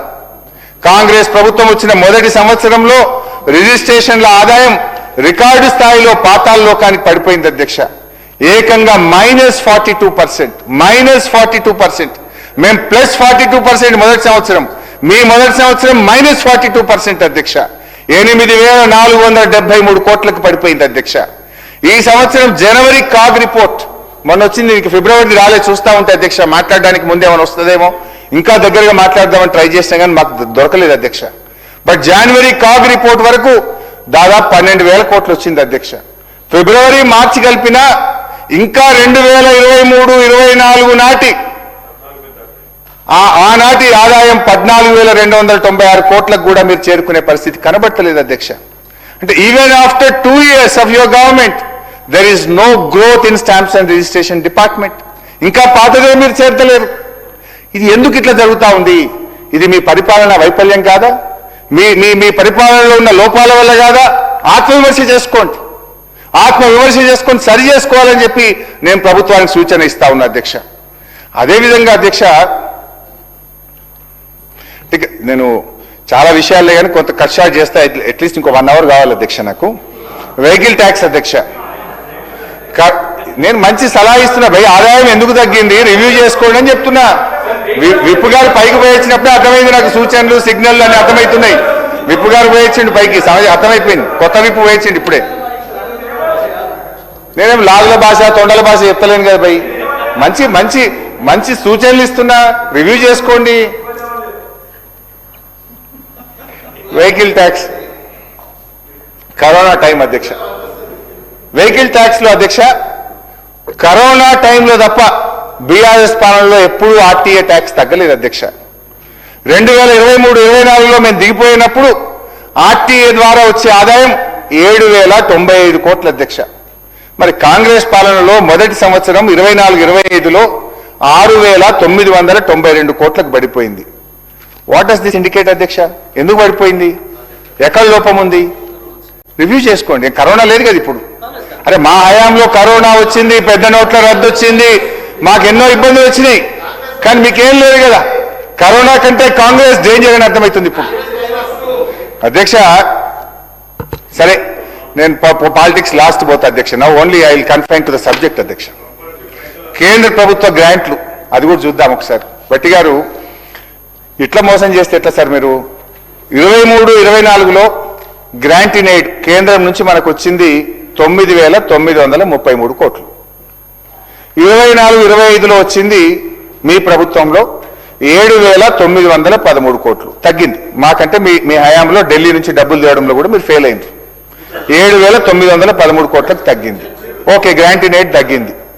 25-26లో ఏం పెట్టింది మీరు? బీఈలో వచ్చింది 7,900 అయినా 22,782 వస్తుందని మీరు పోయిన బడ్జెట్లో పెట్టిండ్రు. నేను అప్పుడే చెప్పిన ఇది రాదండి, మీరు ఒట్టిగా పెట్టిండ్రు అన్న. నేను తెచ్చి చూపిస్తా అన్నారు మీరు. సరే తెస్తారేమో బట్టి గారు అనుకున్నా. ఇప్పుడు మీరే ఆర్ఈలో పెట్టిండ్రు నిన్న. లేదా 25-26లో 22,700 వస్తుంది అనుకున్నాం. రాదు 11,161 వస్తుందని మీరే నిన్న ఆర్ఈలో సెలవిచ్చింది. మరి మీరే 11,161 వస్తుందని ఆర్ఈలో పెట్టిండ్రు. మళ్ళా వచ్చే సంవత్సరానికి 24,166 కోట్లు వస్తుందని మళ్ళీ పెట్టింది. ఎవరి చెవులలో పువ్వులు పెడుతుండ్రు? 23-24లో వచ్చింది 9,000, 24-25లో వచ్చింది 7,900, 25-26లో వస్తుందని మీరు చెప్తున్నది 11,000. మళ్ళీ 26-27లో 24,166 కోట్లు వస్తుందని చెప్తే ఇది ఎవరి చెవుల్లో పువ్వు పెడుతున్నారు? వాస్తవానికి దూరంగా లేదా ఈ అంకెలు? ఈ బడ్జెట్ ఇది ఎట్లా రియలిస్టిక్ బడ్జెట్ అవుతుందని నేను బట్టి గారిని అడుగుతా ఉన్నా అధ్యక్ష. ఎక్సైజ్ అధ్యక్ష, ఇంట్లో మాత్రం బడ పెంచుడు అధ్యక్ష. ఒరే ఏం పెంచుడు, ఆయన చక్కెరచ్చి పడిపోవాలి. చూపల్లి గారి గారికి వస్తున్నాడు. అంటే అంటే ఎఫిషియెంట్ మినిస్టర్ కదా తెస్తారేమో. అధ్యక్ష, ఈ బుక్లో అధ్యక్ష ఇప్పుడు బట్టి గారు 26-27 బుక్లో ఏం చెప్పారంటే అధ్యక్ష, 2024-25లో ఎక్సైజ్ ఇన్కమ్ 34,603 కోట్లు వచ్చిందని చెప్పిండ్రు. 34,603 కోట్లు వచ్చిందని చెప్పిండ్రు. ఓకే, అయితే ఈ సంవత్సరం ఎంత పెట్టింది తెలుసా అధ్యక్ష? బట్టి గారు 46,941 కోట్లు పెట్టేసిండు. ఎక్కడ 34, ఎక్కడ 46? అంటే దాదాపు 12,338 కోట్లు ఎక్సైజ్ మీద అధిక ఆదాయాన్ని సంపాదిస్తామని బట్టి గారు బడ్జెట్లో పెట్టింది అధ్యక్ష. అంటే 12,338 కోట్లు అధిక ఆదాయం రావాలంటే ఎంత అమ్మాలి? రెగ్యులర్గా అమ్మే ఎక్సైజ్ కంటే ఇంకో 25,000 కోట్ల మందు ఎక్కువ అమ్మితే నీకు 12,000 కోట్ల ఆదాయం వస్తుంది. అంటే 25,000 కోట్ల రూపాయల మందు ఇంకా ఎక్కువ అమ్మాలంటే గల్లీ గల్లీకి బెల్ట్ షాపు, గ్రామ గ్రామానికి బార్ షాపులు పెడతారా అధ్యక్ష? అంటే ఈ రాష్ట్రాన్ని తాగుబోతున్న తెలంగాణ చేస్తారా? ఏం చేయదలుచుకున్నారు ఈ రాష్ట్రాన్ని మీరు? ఎట్లొస్తుంది అంటే మీరు పెట్టుకున్న గ్రోత్ 35% ఎక్సైజ్లో అధిక ఆదాయం వస్తుందని మీరు ఈ సంవత్సరం పెట్టుకున్నారు అధ్యక్ష. ఎట్లా సాధ్యమవుతుందని నేను అడుగుతా ఉన్నా అధ్యక్ష. సార్ ఇప్పుడు కొంచెం ఇంటరప్షన్స్ లేకుండా ఇది ఫైనాన్స్ మినిస్టర్ గారు ఆన్సర్ చేయాలి సార్. ఇంతమంది మంత్రులు వేస్తే కష్టమైంది అధ్యక్ష. అధ్యక్ష గౌరవనీయులు జూపల్లి గారు అది పద్దుల మీద వచ్చినప్పుడు వారిని మాట్లాడమనండి, మేము కూడా చెప్తాము. అధ్యక్ష గౌరవనీయులు జూపల్లి గారు, నేనేమి నా సొంతగా చెప్పలే, ఇది 2026-27 తెలంగాణ బడ్జెట్ ఇన్ బ్రీఫ్ గౌరవనీయులు ఆర్థిక మంత్రి వారి ఫోటోతో సహా వారి సంతకంతో సహా వారు పెట్టిన బుక్లో నుంచే చెప్తున్నా. ఇందులో ఏం చెప్పిందంటే అధ్యక్ష, 2024-25 యాక్చువల్ ఇన్కమ్ 34,633 కోట్లు. ఈ ఇయర్ ఎక్సైజ్ మీద 46,941 కోట్ల ఆదాయం తెచ్చుకుంటామని అంచనా పెట్టారు. దానికి దీనికి తేడా 12,338 కోట్లు. ఈ 12,338 కోట్లు ఎట్లా ఆదాయం వస్తుందో బట్టి గారు సమాధానం ఇవ్వండి. గల్లీకో దుకాణం పెడతారా, మండలంకో బార్ షాప్ పెడతారా, పట్టణానికి ఒక బ్రీవరీ పెడతారా, ఏం చేస్తారు, ఏం మంత్రం వేస్తారు, ఏం మాయ చేస్తారో సమాధానం మీ సమాధానంలో చెప్పండి. నంబర్ 1. నంబర్ 2 అధ్యక్ష, పెద్దలు జూపల్లి గారు నేను అందులో పోతే టైం వేస్ట్ అయిద్దని చెప్తలేను కానీ వారు ఏమన్నారు, 10 ఏళ్లలో 25,000 కోట్లు పెరిగింది అన్నారు. అంటే సంవత్సరానికి 2,500 కోట్లు పెరిగింది అని వారు నన్ను ప్రశ్నించారు. ఇప్పుడు అధ్యక్ష ఒకటి, ఇప్పుడు మీరు ప్రభుత్వంలో ఉన్నారు, మేము ప్రతిపక్షంలో ఉన్నాం. మా పాలన అయిపోయింది, మీరు ప్రశ్నించుడు అయిపోయింది, బిల్లు పాస్ అయిపోయింది, ప్రజలు తీర్పిచ్చింది. ఇప్పుడు మమ్మల్ని అడగడం కాదు, ప్రజలు మిమ్మల్ని అడుగుతున్నారు. ప్రజల గొంతుకగా మేము మిమ్మల్ని అడగడం మా బాధ్యత. ఊకే మీరు ఇంకా పాత ముచ్చట్లు మాట్లాడడం కాదు, మీరు సమాధానం చెప్పండి.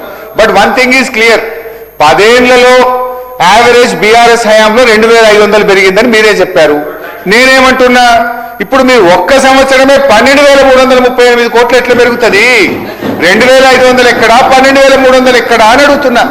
ఇది ఎట్లా చేస్తారో ఆ మంత్రం ఏందో చెప్పండి, మ్యాజిక్ ఏందో చెప్పండి అంటున్నా. అది బట్టి గారు తమ సమాధానంలో చెప్పాలి. ఇక పోతే అధ్యక్ష లేదు, I'm not dealing sir, I'm not dealing sir, I'm not dealing sir, please sir, ఇది కరెక్ట్ కాదు సార్, సార్ కరెక్ట్ కాదు సార్, సార్ సార్ ఏం సార్ ఇది? సరే ఏదేమైనా నేను ఏం మాట్లాడినా బడ్జెట్ బుక్లో మాట్లాడినా 12,000 కోట్ల రూపాయలు అదనంగా ఎట్లా వస్తుందని అడిగిన. సరే ఎనీవే అధ్యక్ష, ఇక అప్పుల విషయంలో ఇదే అసెంబ్లీలో నేను చెప్పిన అధ్యక్ష. ఇప్పుడు మళ్ళీ ఒకసారి డిస్కషన్ పెట్టినా ఐఎమ్ రెడీ అధ్యక్ష. నేను ఛాలెంజ్ కూడా చేసిన లాస్ట్ టైం.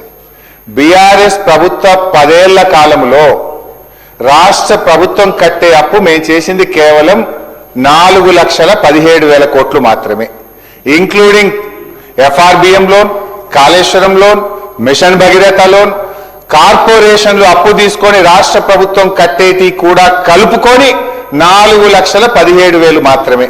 దీని మీద ఎప్పుడు ఎక్కడ ఏ టీవీ డిబేట్కైనా, ఎక్కడ బహిరంగ చర్చకైనా, ప్రజల మధ్యనైనా, శాసనసభలోనైనా ఐఎమ్ రెడీ ఫర్ డిస్కషన్ అధ్యక్ష.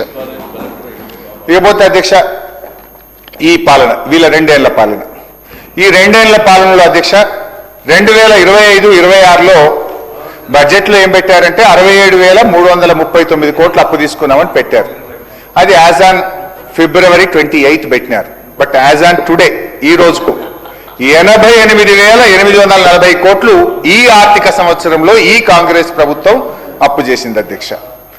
అదేవిధంగా అధ్యక్ష మీ లెక్కల ప్రకారం ఈ ఆర్థిక సంవత్సరం ఎఫ్ఆర్బిఎం అప్పులు, కార్పొరేషన్ల ద్వారా చేసిన అప్పులు అన్నీ కలిపితే 1,77,794 కోట్లు. ఒక్క ఈ ఇయరే, ఇంకా 10 రోజులు ఉంది. ఈ ఒక్క సంవత్సరమే మీరు చేసిన అప్పు 1,77,794 కోట్లు. ఇంత 10 రోజులు అయిపోతే నాకు తెలిసి 2 లక్షల కోట్లు చేస్తారు అధ్యక్ష. ఈ ఒక్క సంవత్సరమే మీరు 2 లక్షల కోట్ల రూపాయలు అప్పు చేయబోతా ఉన్నారు అధ్యక్ష. అధ్యక్ష, మీరు మా గురించి మాట్లాడతారు అధ్యక్ష. లాస్ట్ ఇయర్ ఈ ఇయర్ కలిపి కాంగ్రెస్ ప్రభుత్వం చేసిన అప్పు 3,70,000 కోట్లు అధ్యక్ష. ఈ రకంగా అప్పుల విషయంలో ఒకే తప్పుడు మాటలు మాట్లాడడం మానేయండి. బీఆర్ఎస్ ప్రభుత్వం చేసింది కేవలం 4,17,000 కోట్లు మాత్రమే. దాని మీద ఒక ఫుల్ ఫ్లెజ్డ్ ఒక రోజు ఎక్కడ ఏ డిస్కషన్ కైనా మాజీ ఆర్థిక మంత్రిగా నేను రావడానికి సిద్ధంగా ఉన్నా. ఎవరు వస్తారో మీరు రండి. థ్యాంక్ యూ అధ్యక్ష. ఈ సభలో అయినా రెడీ సార్. ఇకపోతే అధ్యక్ష, బడ్జెట్లోని మిగతా డిపార్ట్మెంట్స్ కూడా పోదాం. ఫైనాన్స్ మాట్లాడుకున్నాం, ఎఫ్ఆర్బిఎం మాట్లాడుకున్నాం, జిఎస్డిపి మాట్లాడుకున్నాం, పర్ క్యాపిటా మాట్లాడుకున్నాం. No will go to department wise. Bhatti గారు ప్రవేశపెట్టింది. గౌరవనీయులు భట్టి గారు తన బడ్జెట్ ప్రసంగంలో ఏమన్నారంటే అధ్యక్ష, బడ్జెట్ అంటే సంఖ్యల చుట్టూ తిరిగే అంకెలు కాదు, ఇది ప్రజల చుట్టూ తిరిగే సంఖ్యలు. బడ్జెట్ ప్రజల జీవన స్థితిగతుల మార్పుకు దోహదపడే లెక్కలు అని భట్టి గారు తన ప్రసంగంలో చెప్పారు. సరే, ప్రజల జీవన స్థితిగతి మార్పుకు దోహదం చేసే ఈ లెక్కలు ఈ బడ్జెట్లో ఎక్కడున్నాయో చెప్పగలుగుతారా? ఏం sir? Sir, it's minimum principle opposition will speak for 2 hours sir. There are lot of interruptions. Kindly cooperate. ఇంకోటి సార్, ఈ రాష్ట్రానికి ఇంతకంటే ముఖ్యమైనది ఈ అసెంబ్లీకి ఏముంటుంది స్పీకర్ సార్? మాట్లాడినారు సార్, ఏదో కుట్ర జరుగుతుంది సార్ నా మీద. లేదు హరీశ్రావు గారు, 1:15 మాట్లాడిన మీరు కంక్లూడ్ చేయండి. సరిగా మాట్లాడేదంటే కూర్చోమంటే కూర్చుంటా, మరి ఇవ్వమంటే పోతాం సార్. మీరు ఇవ్వవలసిన టైం కంటే మంచిగానే ఇచ్చినాం, మాట్లాడండి. నేను హరీష్ రావు గారిని కోరుతా ఉన్నాను అధ్యక్ష. హరీశ్రావు అధ్యక్ష, భట్టి గారు మారిండ్రు అనుకున్నారు, ఏం మారలేదు. ఏం మీరు మారదు కూడా ఇక. హరీశ్రావు గారు మాట్లాడండి, కంక్లూడ్. అధ్యక్ష, ఇప్పుడు 10 ఏళ్ల కింద బీఆర్ఎస్ ప్రభుత్వం గురించి వాళ్ళు మాట్లాడతారట. మీరు గత బడ్జెట్ లో ప్రవేశపెట్టింది మేము మాట్లాడద్దట. ఇది ఎక్కడ తీరు అధ్యక్ష? ఇది 9 మేము ఆల్రెడీ ప్రజలు అది ఓటింగ్ అయిపోయింది, ప్రజలు తీర్పు ఇచ్చిండ్రు, మేము ఇడ కూర్చున్నాం, మీరు ఆడ కూర్చున్నారు. మీ బడ్జెట్ మీద కూడా మాట్లాడొద్దు, మీరు పోయిన సంవత్సరం అడగద్దు అంటే ఇది ఎక్కడిది తీరు అధ్యక్ష? అధ్యక్ష, ఇంకోటి అది కూడా ఈ బడ్జెట్ లో పార్టీ. అధ్యక్ష, నేను మాట్లాడింది 1 గంట 3 నిమిషాలు మాట్లాడినా. బయట మా పిఎల్ నోట్ చేయడానికి పెట్టినా, మీరు ఇట్లే చేస్తుండ్రని. నాకు 5 ఇంటరప్షన్లు అయినాయి. 1 గంట 4 నిమిషాలు మాట్లాడారు. 1 గంట 15 నిమిషాలు మాట్లాడారు. 4 అధ్యక్ష. మీ పిఏ బయట నుంచి 1 గంట 15 నిమిషాలు మాట్లాడారు ఆన్ రికార్డ్. సరిగా మాట్లాడి కంక్లూడ్ చేయండి. ఎంత మాట్లాడారు? నాకు కనీసం గంట టైం ఇస్తే మాట్లాడితే పోమంటే కంక్లూడ్ చేయండి. నాకు 1 hour ఇస్తే ఇవ్వండి సార్, లేదంటే అవసరం లేదు. ప్రతిపక్షం మాట వినదలుచుకోలేదు, విమర్శలు తీసుకోదలుచుకోలేదు, సజెషన్స్ మీకు వద్దు, మీరు మాట్లాడద్దంటే కూర్చుంటాం అధ్యక్ష. 12:30కు టీ బ్రేక్ అని హౌస్ అడ్జైన్ చేస్తే 3:30 దాకా కుర్చీలో కూర్చున్నా. ఎప్పుడు బెల్ కొడతారో అని 3:30 గంటలు ఎప్పుడు బెల్ కొడతారా అని కుర్చీలో కూర్చున్నా, లంచ్ కూడా చేయకుండా. సార్, ఇదేం సార్ మైక్ ఇవ్వకపోతే? మైక్ ఇస్తున్నా అసలు సార్, ఇంతవరకు ఈ బడ్జెట్ లో నేను ఏం మాట్లాడలేదు అధ్యక్ష. ఓన్లీ లాస్ట్ 2 బడ్జెట్ రివ్యూ చేసిన. Just I'm entering in to this budget. At least I need 1 hour sir. నేను ఈ ప్రభుత్వానికి సలహాలు మాట్లాడండి. మీకు ఇప్పటికే 1:15 నిమిషాలు, 1:05 ఇచ్చారు, 1:20 ఇచ్చినాం. సార్, మీరు మా గొంతు నొక్కమంటే ఎట్లా సార్? మీరు కంక్లూడ్ చేయండి ప్లీజ్. మా గొంతు నొక్కమంటే ఎట్లా సార్? మీరు కంక్లూడ్ చేయండి. ఇదేం ప్రజాపాలన సార్? ఇది కంక్లూడ్ చేయండి ప్లీజ్. బయట మాట్లాడి కంక్లూడ్ చేయండి. అరే, ఇది ప్రజాపాలన ఎట్లయితే సార్? ప్రతిపక్షం గొంతు నొక్కితే ఇది ప్రజాపాలన అవుతుందా? ఇది మీరు మాట్లాడండి, కంక్లూడ్ మాట్లాడండి. అధ్యక్ష, వ్యవసాయం అధ్యక్ష, ఈ బడ్జెట్ గురించే మాట్లాడుతున్నా అధ్యక్ష. ఫస్ట్ జస్ట్ ఐఎమ్ స్టార్టింగ్, ఇప్పుడే వ్యవసాయంతో స్టార్ట్ చేస్తున్న ఈ బడ్జెట్ లో పెట్టింది. అధ్యక్ష, బీఆర్ఎస్ ప్రభుత్వం 2014-15లో వ్యవసాయానికి 5,270 కోట్లతో మేము ప్రారంభమైనాం. మేము దిగిపోయే నాటికి వ్యవసాయంకు కేటాయింపులు 2023-24 28,594 కోట్లు, అంటే 442% అగ్రికల్చర్ కు మేము పెంచినాం అధ్యక్ష. బట్ గౌరవనీయులు భట్టి గారు ఈసారి పెట్టిన బడ్జెట్ లో అధ్యక్ష 23,179 crores పెట్టారు. లాస్ట్ ఇయర్ బడ్జెట్ కంటే ఇది 1,260 కోట్ల రూపాయలు తక్కువ. మేమేమో ఇయర్ ఆన్ ఇయర్ వ్యవసాయానికి బడ్జెట్ పెంచుతూ 442% మేము పెంచాము. కానీ గౌరవనీయులు భట్టి గారు ఈ బడ్జెట్లో వ్యవసాయానికి 1260 కోట్ల రూపాయలు తగ్గించారు. 2023-24లో వ్యవసాయం మీద మేము పెట్టిన ఖర్చు కంటే భట్టి గారు ఈ సంవత్సరం పెట్టిన బడ్జెట్లో 5,000 కోట్ల రూపాయలు తక్కువ. అధ్యక్ష, అధికారం పొందేందుకు అనేక హామీలు చెప్పారు అధ్యక్ష. 5 సీజన్లలో ఒక సీజన్ రైతు బంధు పూర్తిగా ఎగ్గొట్టారు. 2 సీజన్లకు అరకొరగా ఇచ్చారు అధ్యక్ష.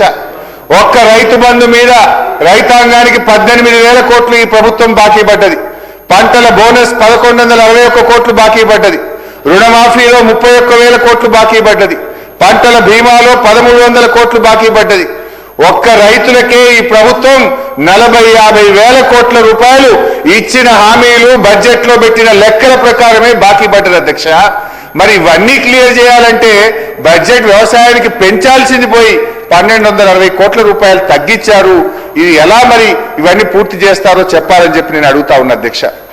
అదేవిధంగా ఈ బడ్జెట్లో రైతు భరోసాకు కూడా అధ్యక్ష ఏం చేశారు అధ్యక్ష? ఈ బడ్జెట్లో 13,593 కోట్లు పెట్టారు.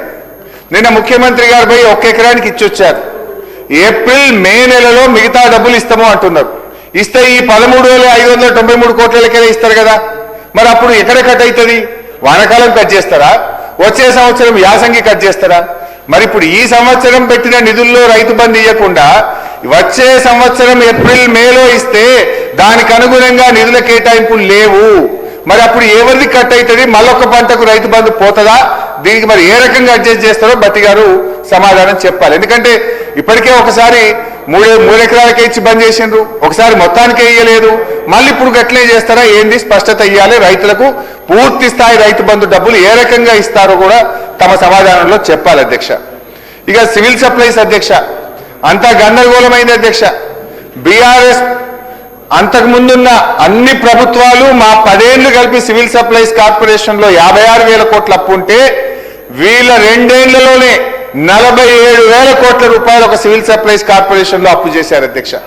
మొత్తం రాష్ట్రం ఏర్పడక ముందు నుంచి ఉమ్మడి రాష్ట్రం నుంచి 10 ఏళ్ల తెలంగాణ రాష్ట్రం కలిపి 56,000 అయితే 2 ఏళ్లలోనే 47,000 కోట్ల రూపాయలు ఒక సివిల్ సప్లైస్ కార్పొరేషన్లో అప్పు తెచ్చారు అధ్యక్ష.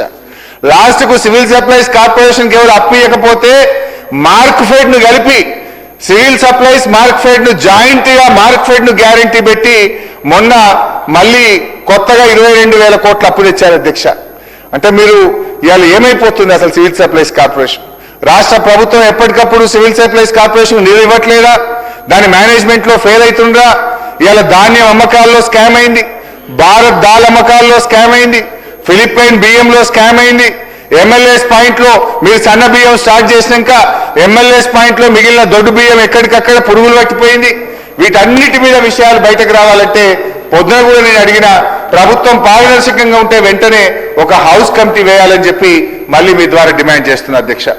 అదేవిధంగా రేషన్ కార్డుల అధ్యక్ష భట్టి గారు తన ప్రసంగంలో ఏం చెప్పారంటే గత ప్రభుత్వం రేషన్ కార్డులు ఇవ్వలేదన్నారు. నా దగ్గర అసెంబ్లీ ఆన్సర్ కూడా ఉంది.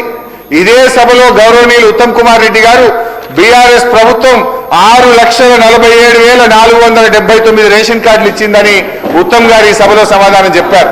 భట్టి గారేమో తన ప్రసంగంలో కార్డులు ఇవ్వలేదు అనేటువంటి మాట చెప్పారు. ఆనాడు బీఆర్ఎస్ ప్రభుత్వం 4 కేజీల బియ్యాన్ని 6 కేజీలు చేసింది కేసీఆర్ గారు ప్రభుత్వం. కుటుంబంలో ఎంతమంది ఉంటే అంతమందికి సీలింగ్ లేకుండా పూర్తి స్థాయిలో బియ్యం ఇచ్చింది బీఆర్ఎస్ ప్రభుత్వం. ప్రభుత్వ హాస్టళ్లు గురుకులాల్లో సన్న బియ్యంతో భోజనాన్ని ప్రారంభించింది కూడా బీఆర్ఎస్ ప్రభుత్వం అధ్యక్ష. ఎడ్యుకేషన్ డిపార్ట్మెంట్ వ్యవసాయం పూర్తయిన సెకండ్ డిపార్ట్మెంట్ ఎడ్యుకేషన్లోకి వచ్చిన మొత్తం ఒక 30-40 డిపార్ట్మెంట్లు చెప్పాల్సి ఉంటుంది అధ్యక్ష.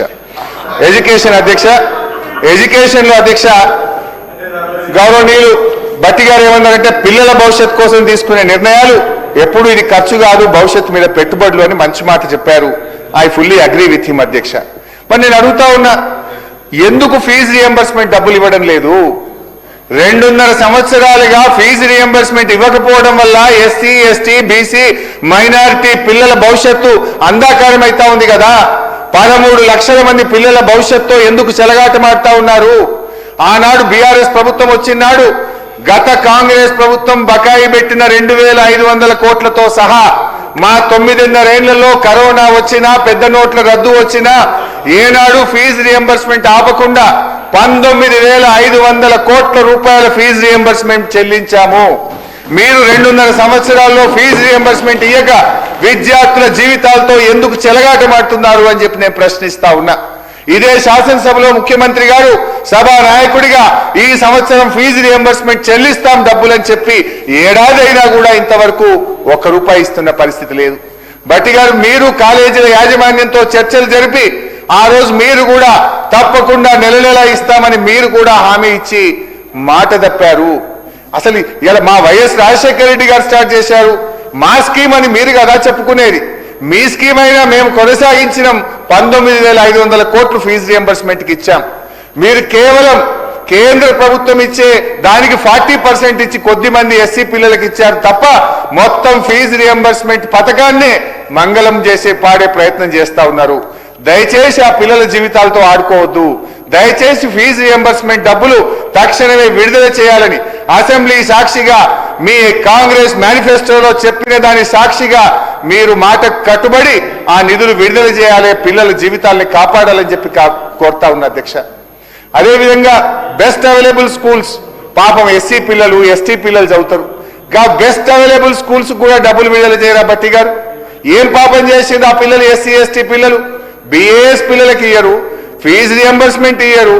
ఇది ఎక్కడిది అధ్యక్ష? అదేవిధంగా అధ్యక్ష, మీ పాలనలో ఇవాళ గురుకులాలకు తాళాలు పడుతున్నాయి, డిగ్రీ కాలేజీలకు తాళాలు పడుతున్నాయి, మెడికల్ కాలేజీలకు రెంట్లు కట్టలేదని తాళాలు పడుతున్నాయి. ఇక గురుకులాల పిల్లలదైతే దీనస్థితి అధ్యక్ష. 200 మంది విద్యార్థులు మరణించారు అధ్యక్ష.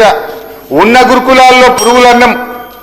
ఏం సార్, నేను సెకండ్ డిపార్ట్మెంటే సార్, ఇంకా 32 ఉన్నాయి సార్. పురుగులన్నం పెట్టడం, పురుగులు లేకుండా ఇంత కడుపు నిండి అన్నం పెట్టడం చేతగానటువంటి ప్రభుత్వం వీళ్ళేందో కోతలు కోస్తా ఉన్నారు అధ్యక్ష. యంగ్ ఇండియా స్కూల్ అంటున్నారు. అదో బిగ్ స్కామ్ అధ్యక్ష. యంగ్ ఇండియా స్కూల్ ఇప్పటిదాకా 76 మంజూరు చేసినారు. మా బీఆర్ఎస్ ఎమ్మెల్యేలకు ఒక్కరికి కూడా యంగ్ ఇండియా స్కూల్ ఇస్తలేరు. పార్టీ మారిన 10 మందికి అయితే ఇచ్చింది అధ్యక్ష, కానీ మాకు మాత్రం యంగ్ ఇండియా స్కూల్ ఇవ్వలే అధ్యక్ష. అయితే ఈ యంగ్ ఇండియా స్కూల్ సంగతి కూడా చెప్తా అధ్యక్ష. యంగ్ ఇండియా స్కూళ్లకు 76 స్కూళ్లకు టెండర్ పిలిచారు అధ్యక్ష. ప్రతి టెండరు ఎక్సెసే 4.96%. ప్రతి టెండరు 4.96% ఎక్సెస్ ఉంటుందా అధ్యక్ష? ఒక్కటన్నా మైనస్ పోదా? 4.96 ఎక్సెస్. ఏ టెండర్ చూడు 4.96 ఎక్సెస్. మొత్తం రింగ్ అయిపోయినరు. దాదాపు 1000 కోట్ల రూపాయలు ఇవాళ యంగ్ ఇండియా ఇంటర్నేషనల్ స్కూళ్ల మీద ఇవాళ అవినీతి జరుగుతూ ఉంది.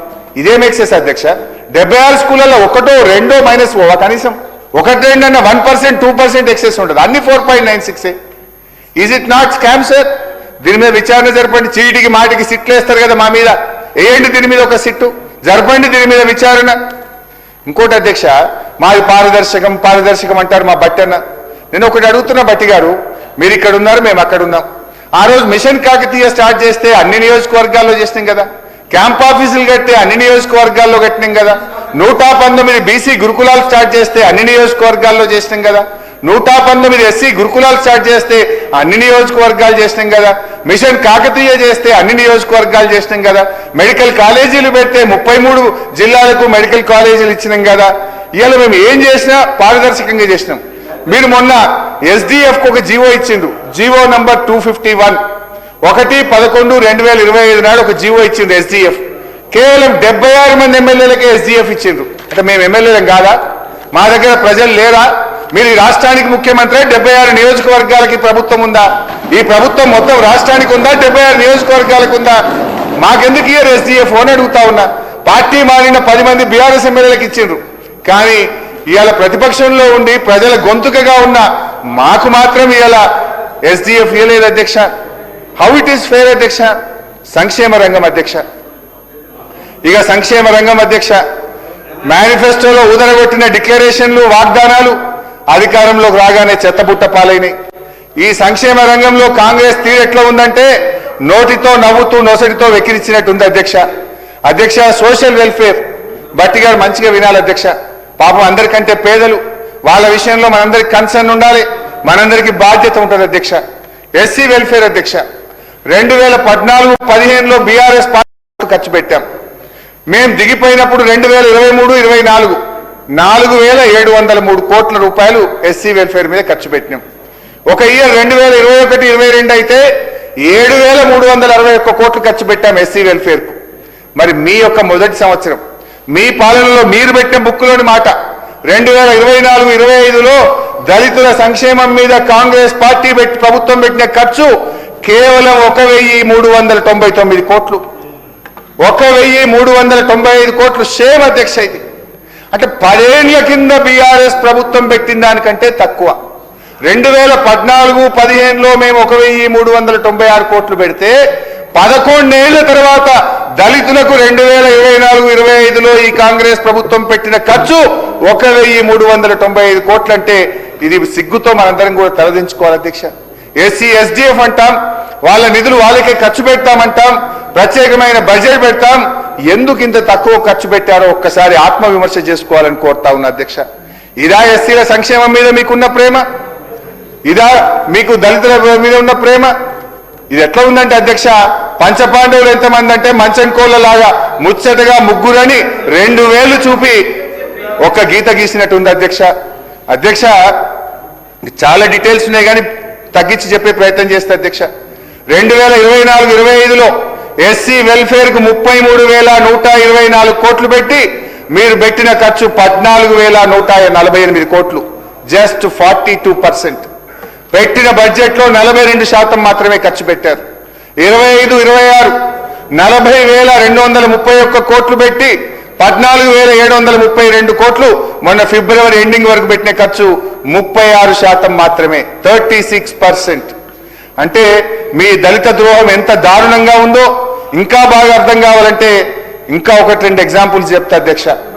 దళిత యువత ఉపాధి కోసం ఎస్సీ కార్పొరేషన్ కు 3,267 కోట్లు కేటాయించారు అధ్యక్ష. పెట్టిన ఖర్చు ఎంత అంటే 28 కోట్లు. పెట్టింది 3,267 కోట్లు, ఖర్చు పెట్టింది 28 కోట్లు. ఇదా దళితుల మీద ఉన్న ప్రేమ? ఆనాడు కేసీఆర్ గారు దేశంలో ఎక్కడ లేని విధంగా దళితుల ఆర్థిక సాధికారత కోసం దళిత బంధు పథకాన్ని తెచ్చారు అధ్యక్ష. మీ నియోజకవర్గంలో కూడా ఒక చింతకాని మండలాన్ని తీసుకున్నారు అధ్యక్ష. మీరేమన్నారు అధ్యక్ష? అంబేద్కర్ అభయహస్తం పెట్టి మీరు 10 ఇచ్చిండ్రు, మేము 12 ఇస్తాము అన్నారు అధ్యక్ష. ఏమైనాయి 12? ఒక్కరికన్నా ఇచ్చారా అధ్యక్ష? ఏ ఒక్క యువకుడికైనా అందాయా అధ్యక్ష? నేను అడుగుతా ఉన్నా అధ్యక్ష. కేసీఆర్ గారి తెచ్చిన పథకం అని ఒకే ఒక్క కక్షతో రాజకీయ కోపంతో దళిత సమాజాన్ని చీకట్లోకి నెట్టేస్తా ఉన్నారు అధ్యక్ష. ఇంకా బాధ కలిగేది అధ్యక్ష. ఒకవైపేమో కంక్లూడ్ చేయండి హరీశ్రావు గారు, మిగతా సభ్యులు కూడా ఇంకా మాట్లాడేది ఉంది, మీరు కంక్లూడ్ చేయండి. మీకు ఇచ్చిన చాలా సమయం కేటాయిస్తున్నాం సార్, దయచేసి కంక్లూడ్ చేయండి. నేను ఇంత చక్కగా ఈ రాష్ట్రానికి ప్రజలకు అవసరమైన నేను తిడతలేను కదా సార్, మీరు కంక్లూడ్ చేయండి. విమర్శిస్తలేను కదా సార్. చాలా మంది సభ్యులు సబ్జెక్ట్ మాట్లాడుతున్నా సార్. నాకు ఇంకా సభ్యులు ఒక 1 అవర్ సార్, 1 అవర్ సార్, లేదు హరీశ్రావు గారు, 1 అవర్ సార్, హరీశ్రావు గారు 1 అవర్ సార్. నేను ఎప్పుడు మాట్లాడినా మిమ్మల్ని వచ్చి కూర్చోబెడుతురు ఇడ. ఇదేదో కుట్ర అవుతుంది సార్. నేను మాట్లాడినప్పుడే మీరు వచ్చి కూర్చుంటారు ఇడ. స్పీకర్ గారు లోపల కొడుతురు, మీరు వచ్చి కూర్చుంటారు, బెల్లు కొడుతురు. ఇదేదో కుట్ర జరుగుతుంది సార్, నా మీద కుట్ర జరుగుతుంది sir. This is not fair sir. Balu Nayak గారు మీకు తగదు సార్. అట్లా అధ్యక్ష మీకు తగదు సార్. ఇది పంచాయతీ స్పీకర్ సార్. హరీశ్రావు గారు సార్, మా ఎలియా మినిస్టర్ గారు అంటే మాకు చాలా గౌరవం సార్. దయచేసి సరే సార్, 5 నిమిషాల్లో కంక్లూడ్ చేయండి. డిమాండ్స్ 32 డిపార్ట్మెంట్లు ఉన్నాయి. 20 తీసేసి ఒక 10-12 డిపార్ట్మెంట్లు తగ్గించుకుంటా సార్. ఒక 8-10 డిపార్ట్మెంట్లు మాట్లాడతా సార్. ఇంపార్టెంట్ మాట్లాడదాం సార్. ఎస్సీ ఎస్టీ, మన ఎస్టీల గురించి మాట్లాడుకుందాం సార్ దయచేసి. Okay sir, please sir, please sir, please sir. అధ్యక్ష, మనం ఎస్సీ వెల్ఫేర్లో నిధుల గురించి ఎట్లా ఖర్చు పెడుతున్నారో చెప్పిన అధ్యక్ష. ఎస్సీ కార్పొరేషన్ కు 3,267 కోట్లు బడ్జెట్లో కేటాయించి గౌరవ ఉప ముఖ్యమంత్రి బట్టి విక్రమార్క గారి సాక్షిగా ఈ సంవత్సరం పెట్టిన ఖర్చు 28 కోట్లు మాత్రమే. ఇది ఏ రకంగా దళిత సమాజాన్ని ఉద్ధరించే పద్ధతి ఇది? అదేవిధంగా నిధుల సంగతి చూస్తే అట్లా. ఇంకోటి అధ్యక్ష, ఒకవైపు నిధుల్లో కోత పెడుతూ దళితుల జీవనాధారమైనటువంటి అసైన్డ్ భూములను కాజేసే ద్రోహ చర్యలకి ప్రభుత్వం పాల్పడతా ఉంది. కాంగ్రెస్ మేనిఫెస్టోలోనేమో ఎస్సీ ఎస్టీ అసైన్డ్ భూములకు పట్టాలు ఇస్తాం, మిమ్మల్ని ఓనర్లు చేస్తాం అని ఘనంగా చెప్పారు అధ్యక్ష. కానీ 2 ఏళ్ల కాలంలో ఏం జరిగింది అధ్యక్ష? ఈ రాష్ట్రంలో 50,000 ఎకరాల ఎస్సీ ఎస్టీ భూములను అన్యాయంగా ఈ ప్రభుత్వం కాజేస్తా ఉంది. పారిశ్రామిక పార్కుల పేరు మీద, రోడ్ల పేరు మీద ఎక్కడ చూసినా దళితుల భూములే లాక్కుంటా ఉన్నారు. 50,000 ఎకరాలు ఈ రోజు ఈ ప్రభుత్వం ఎస్సీ ఎస్టీ భూములను, నేను జిల్లాల వారీగా వివరాలు చెప్పడానికి రెడీగా ఉన్నా, డిస్కషన్ పెట్టండి. ఏ జిల్లాలో ఎంత ఎక్వైర్ చేసిండ్రు, ఎంత నోటిఫికేషన్ ఇచ్చిండ్రు, ఎన్ని ప్రపోజల్స్ పెట్టిండ్రో కూడా డీటెయిల్స్ చెప్పడానికి రెడీగా ఉన్నా. Is it fair? ఇది మీకు న్యాయమా? దళితుల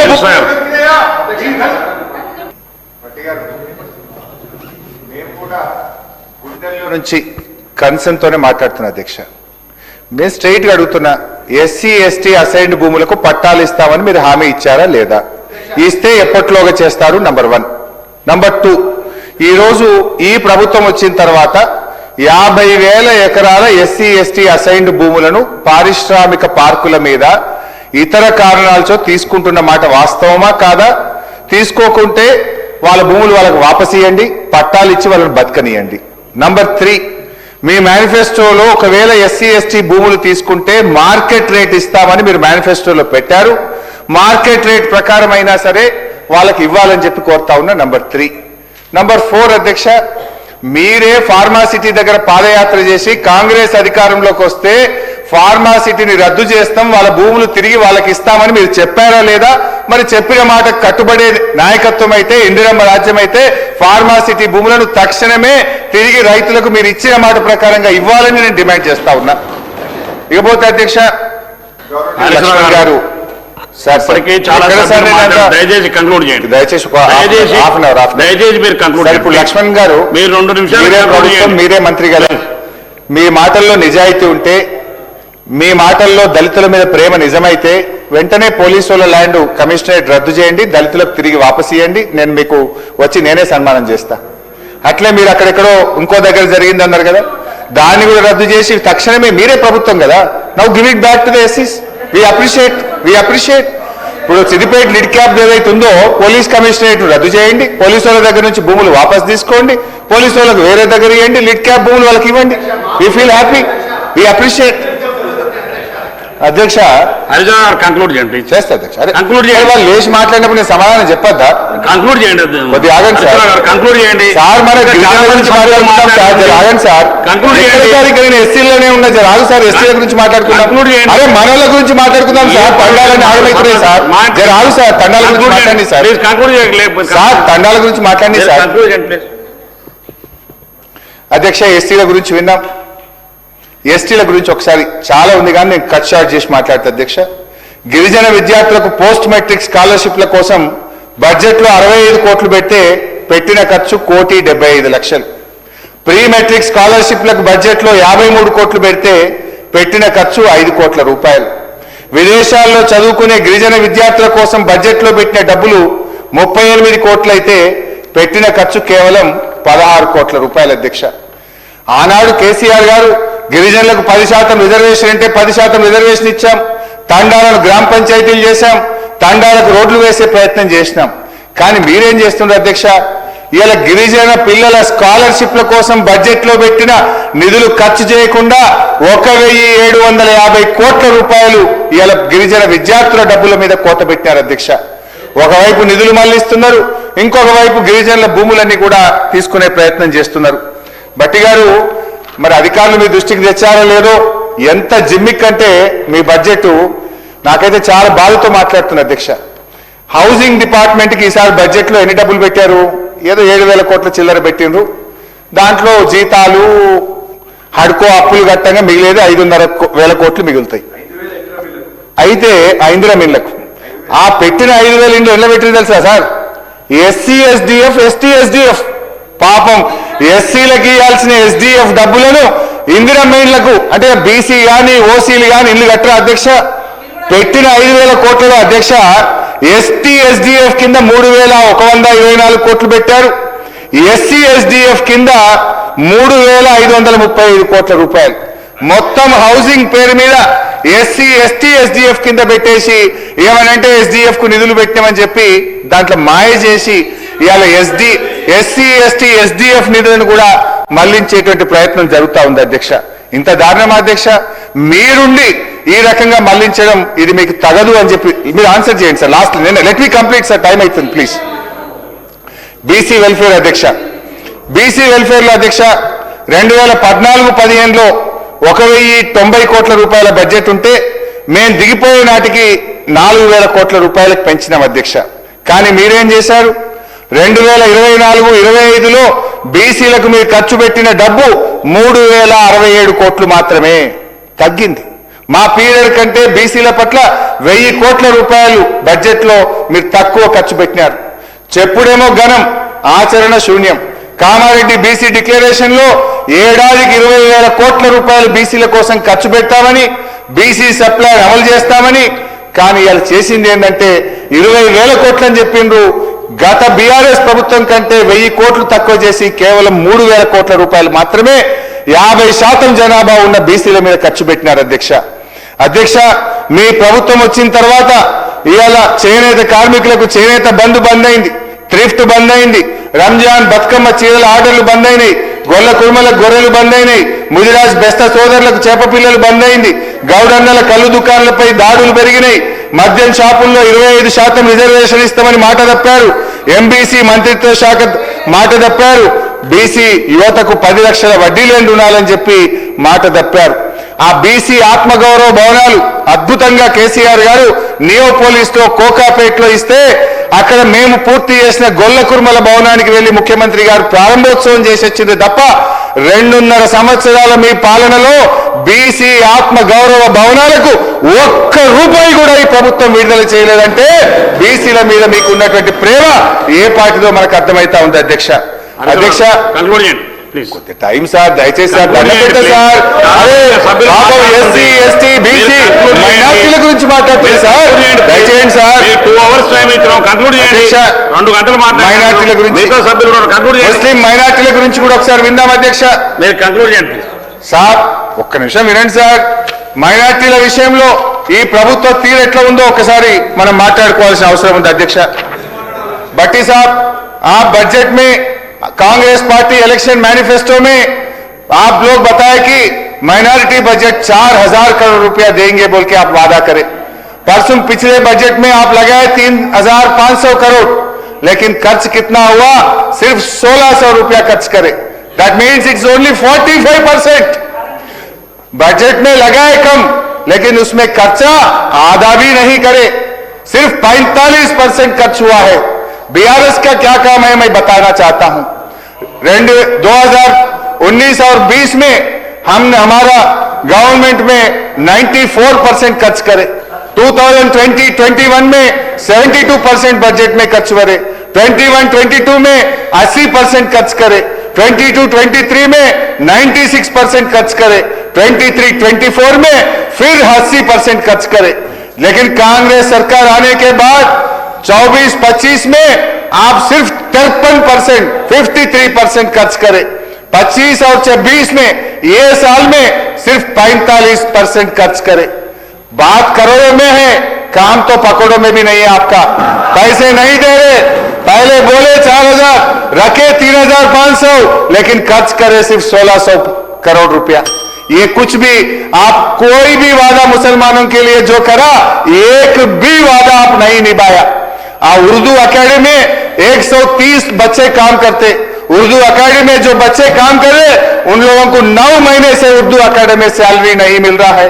इमाम मौजम साहब को आप 12,000 देते बोले, लेकिन आज तक नहीं दिए.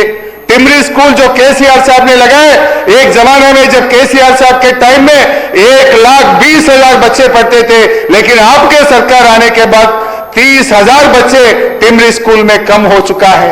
आप सोचिए, रिव्यू करिए. आप बहुत చాలా సార్లు మీకు రిక్వెస్ట్ చేస్తున్నాను, మీరు కంక్లూడ్ చేయమని చెప్తున్నాను. చాలా సభ్యులు ఇదైనా మీకు చాలా సందర్భం, చాలా సమయం ఇచ్చారు. 1 గంట 30 నిమిషాలు మాట్లాడినారు. మిగతా సభ్యులు చాలా మంది ఉన్నారు. 3 రోజుల నుంచి మీరు కంక్లూడ్ చేయండి, గౌరవం ఉంటుంది. స్పీకర్ సార్, 3 రోజుల నుంచి చిన్నపిల్లలు చదువుకున్నట్టు నిద్రపోకుండా జ్వరం వస్తే 12 గోళీలు బుక్ చేసి ప్రిపేర్ అయ్యి వచ్చిన సార్. ఇంత కష్టపడి రాష్ట్రానికి మేలు చేయాలి, కొన్ని సూచనలు ఇవ్వాలని వచ్చినాం సార్. మా గొంతునొక్కకు సార్, అరే మాకు బీఆర్ఎస్ ఎమ్మెల్యేలకు నిధులు ఇవ్వకపోతే కనీసం అసెంబ్లీలో మాట్లాడడానికి మైక్ కూడా ఇయ్యరా సార్? సార్ ఒక అరగంట ఇవ్వండి సార్, దయచేసి దయచేసి ఒక అరగంట ఇవ్వండి సార్, దయచేసి ఒక అరగంట ఇవ్వండి సార్, దయచేసి ఒక అరగంట సార్. నా మీద కుట్ర చేస్తున్నారు సార్ శ్రీధర్బాబు గారు, ఇది మీకు తగదు సార్. నేను మాట్లాడితేనే మైక్ కట్ అవుతుందా సార్? ఒక అరగంట ఇవ్వండి సార్, దయచేసి ఒక అరగంట సార్. చేతులు జోడించి ప్రార్థిస్తున్నా సార్, నేను మాట్లాడాల్సింది చాలా ఉంది సార్. మైనార్టీల గురించి, బీసీల గురించి, ఈ వెనుకబడిన వర్గాల గురించి మాట్లాడాలి సార్. గాల గురించి మాట్లాడితే మైక్ ఇవ్వరా సార్? సార్ మీకు చాలా సార్లు మీరు ఇప్పటికే 1:32 మీరు మాట్లాడినారు. ఇప్పుడు ఇంటరప్షన్ అన్ని తీసేసినా కానీ ఇంటరప్షన్ అన్ని తీసేసినా కానీ 1:30 సార్ దయచేసి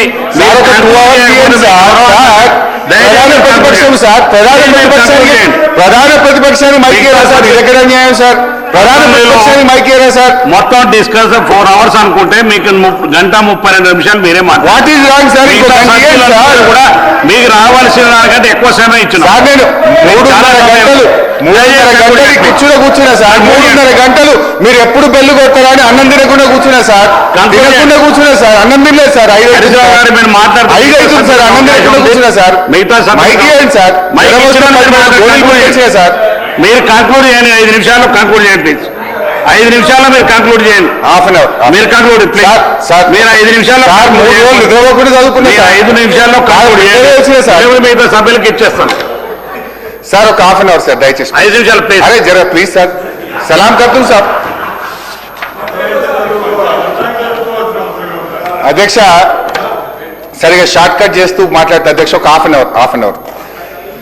कांग्रेस पार्टी का काम मुसलमानों के बारे में कैसा है बोलो तो साहब, ये कागज पे तो गुलिस्तान है साहब, मगर हकीकत में तो रेगिस्तान है साहब. అధ్యక్ష ఇక వైద్య రంగం మాట్లాడదాం అనుకునే కానీ మీరు టైం ఇస్తలేరు. ఇక హెల్త్ ఇష్యూ పెట్టేస్తా.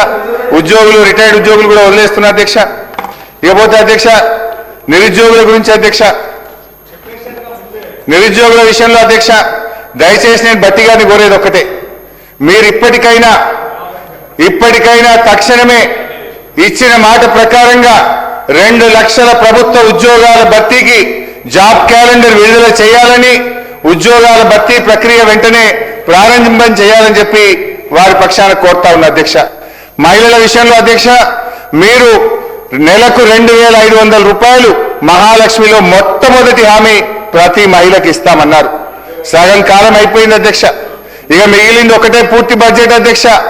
ఈ 28 నెలల కాలానికి రాష్ట్రంలోని 1 కోటి మంది మహిళలకు, ప్రతి మహిళకు కాంగ్రెస్ పార్టీ 70,000 రూపాయలు బాకీ పడ్డది.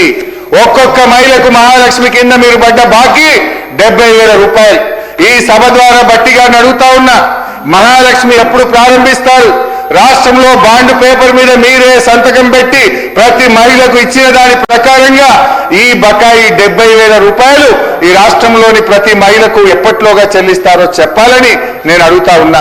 1,00,000 కోట్ల వడ్డీ లేని రుణాలు లేవు, స్కూటీలు లేవు, తులం బంగారం లేదు, కేసీఆర్ కిట్లు లేవు, న్యూట్రిషన్ కిట్లు లేదు, ఆరోగ్య మహిళ పథకం లేదు, బతుకమ్మ చీరలు లేవు, అంగన్వాడీ ఆశా వర్కర్లకు పెంచుతామన్న వేతనం 18,000 ఇంతవరకు పెంచింది లేదు.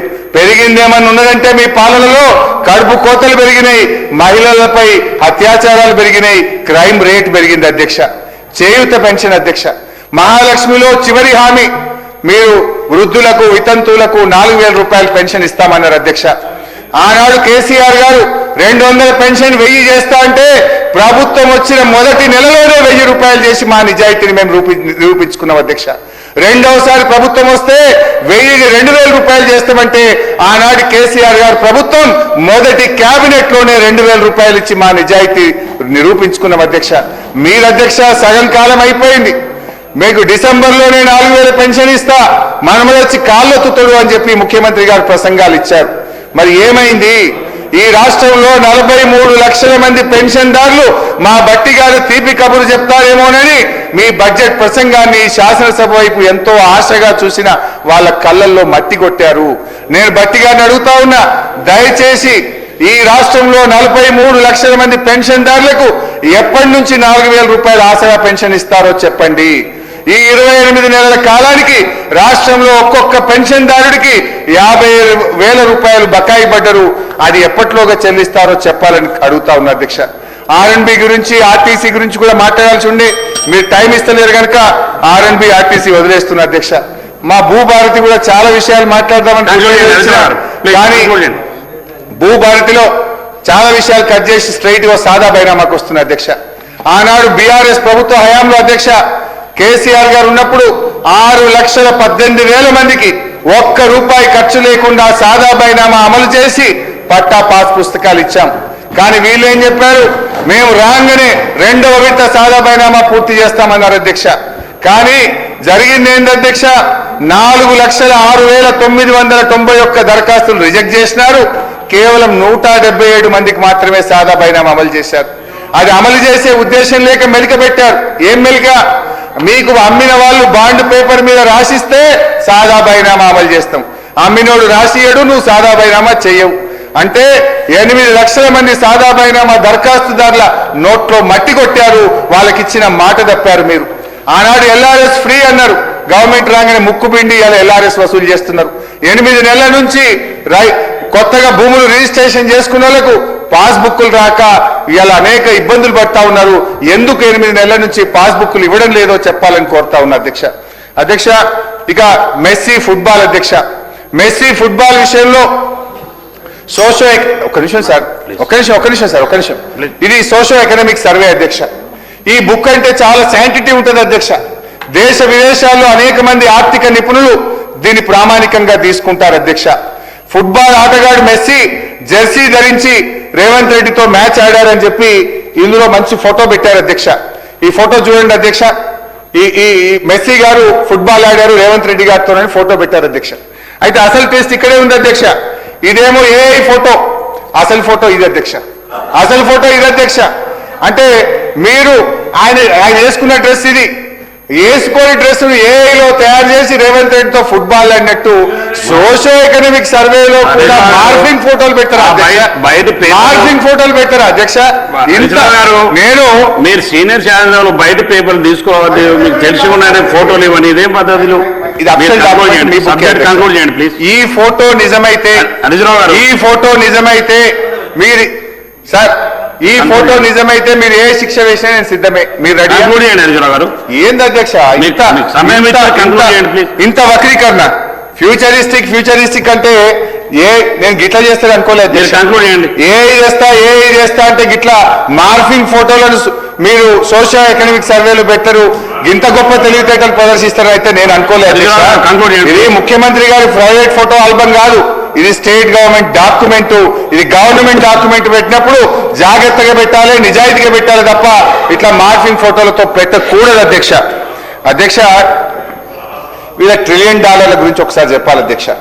సరిగా చాలా విషయాలే కానీ ఒక $1 ట్రిలియన్ ఎకనామీ గురించి ఒకసారి చెప్తా అధ్యక్ష. కంక్లూడ్ చేయండి సార్, ఒక అరగంట సార్,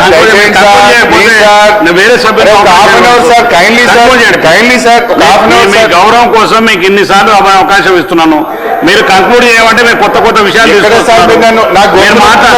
లేదు అంటే సభ్యునికి అవకాశం ఇస్తున్నారు, మధ్యలో కూర్చోబెట్టాను సార్. ఒక half an hour sir please sir. Please మీరు కంక్లూడ్ చేయండి, 2 minutes కంక్లూడ్ చేయండి. 2 hours మాట్లాడారు పని చేస్తే మరి మీరు ఇంత గొంతుకు వస్తా అంటే 2 hours మాట్లాడండి, మీరు తక్కువ సమయం 2 hours మాట్లాడినారు మీరు అధ్యక్ష. అదే ఆగుపోయి కంక్లూడ్ చేస్తే ఆగు, కొద్దిగా ఆగు, కంక్లూడ్ చేయండి. చేస్తా అధ్యక్ష.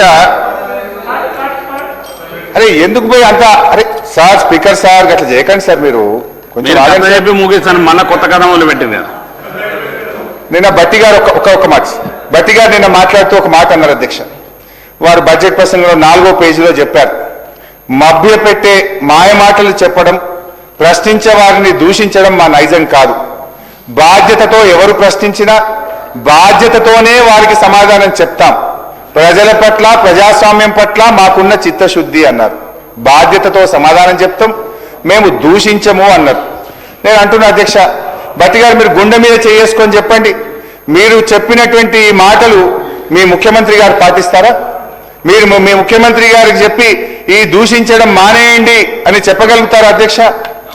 ఇలా 4 కోట్ల మందికి జవాబుదారీగా ఉండాల్సినటువంటి ముఖ్యమంత్రి సీట్లో కూర్చొని మాట్లాడే ఆ మురికి భాష ఏంది అధ్యక్ష? ఒక 2 మినిట్స్ సార్, నేను ఒకటే చెప్తున్నా డిప్యూటీ సీఎం గారు న్యూటన్ సిజాల్లో ఉంటుంది అధ్యక్ష. బట్టిగా నేను ఒకటి అంటున్నా, మేము మర్యాదగా ఉండాలి అంటున్నాం. మేము లేమా అధ్యక్ష? మేమేమన్నా మీ ముఖ్యమంత్రి లాగా లాగులో తొండలు జరగొస్తామన్నామా? మేమేమన్నా మెడలో పేగులు వేసుకొని దిగుతామన్నామా? సార్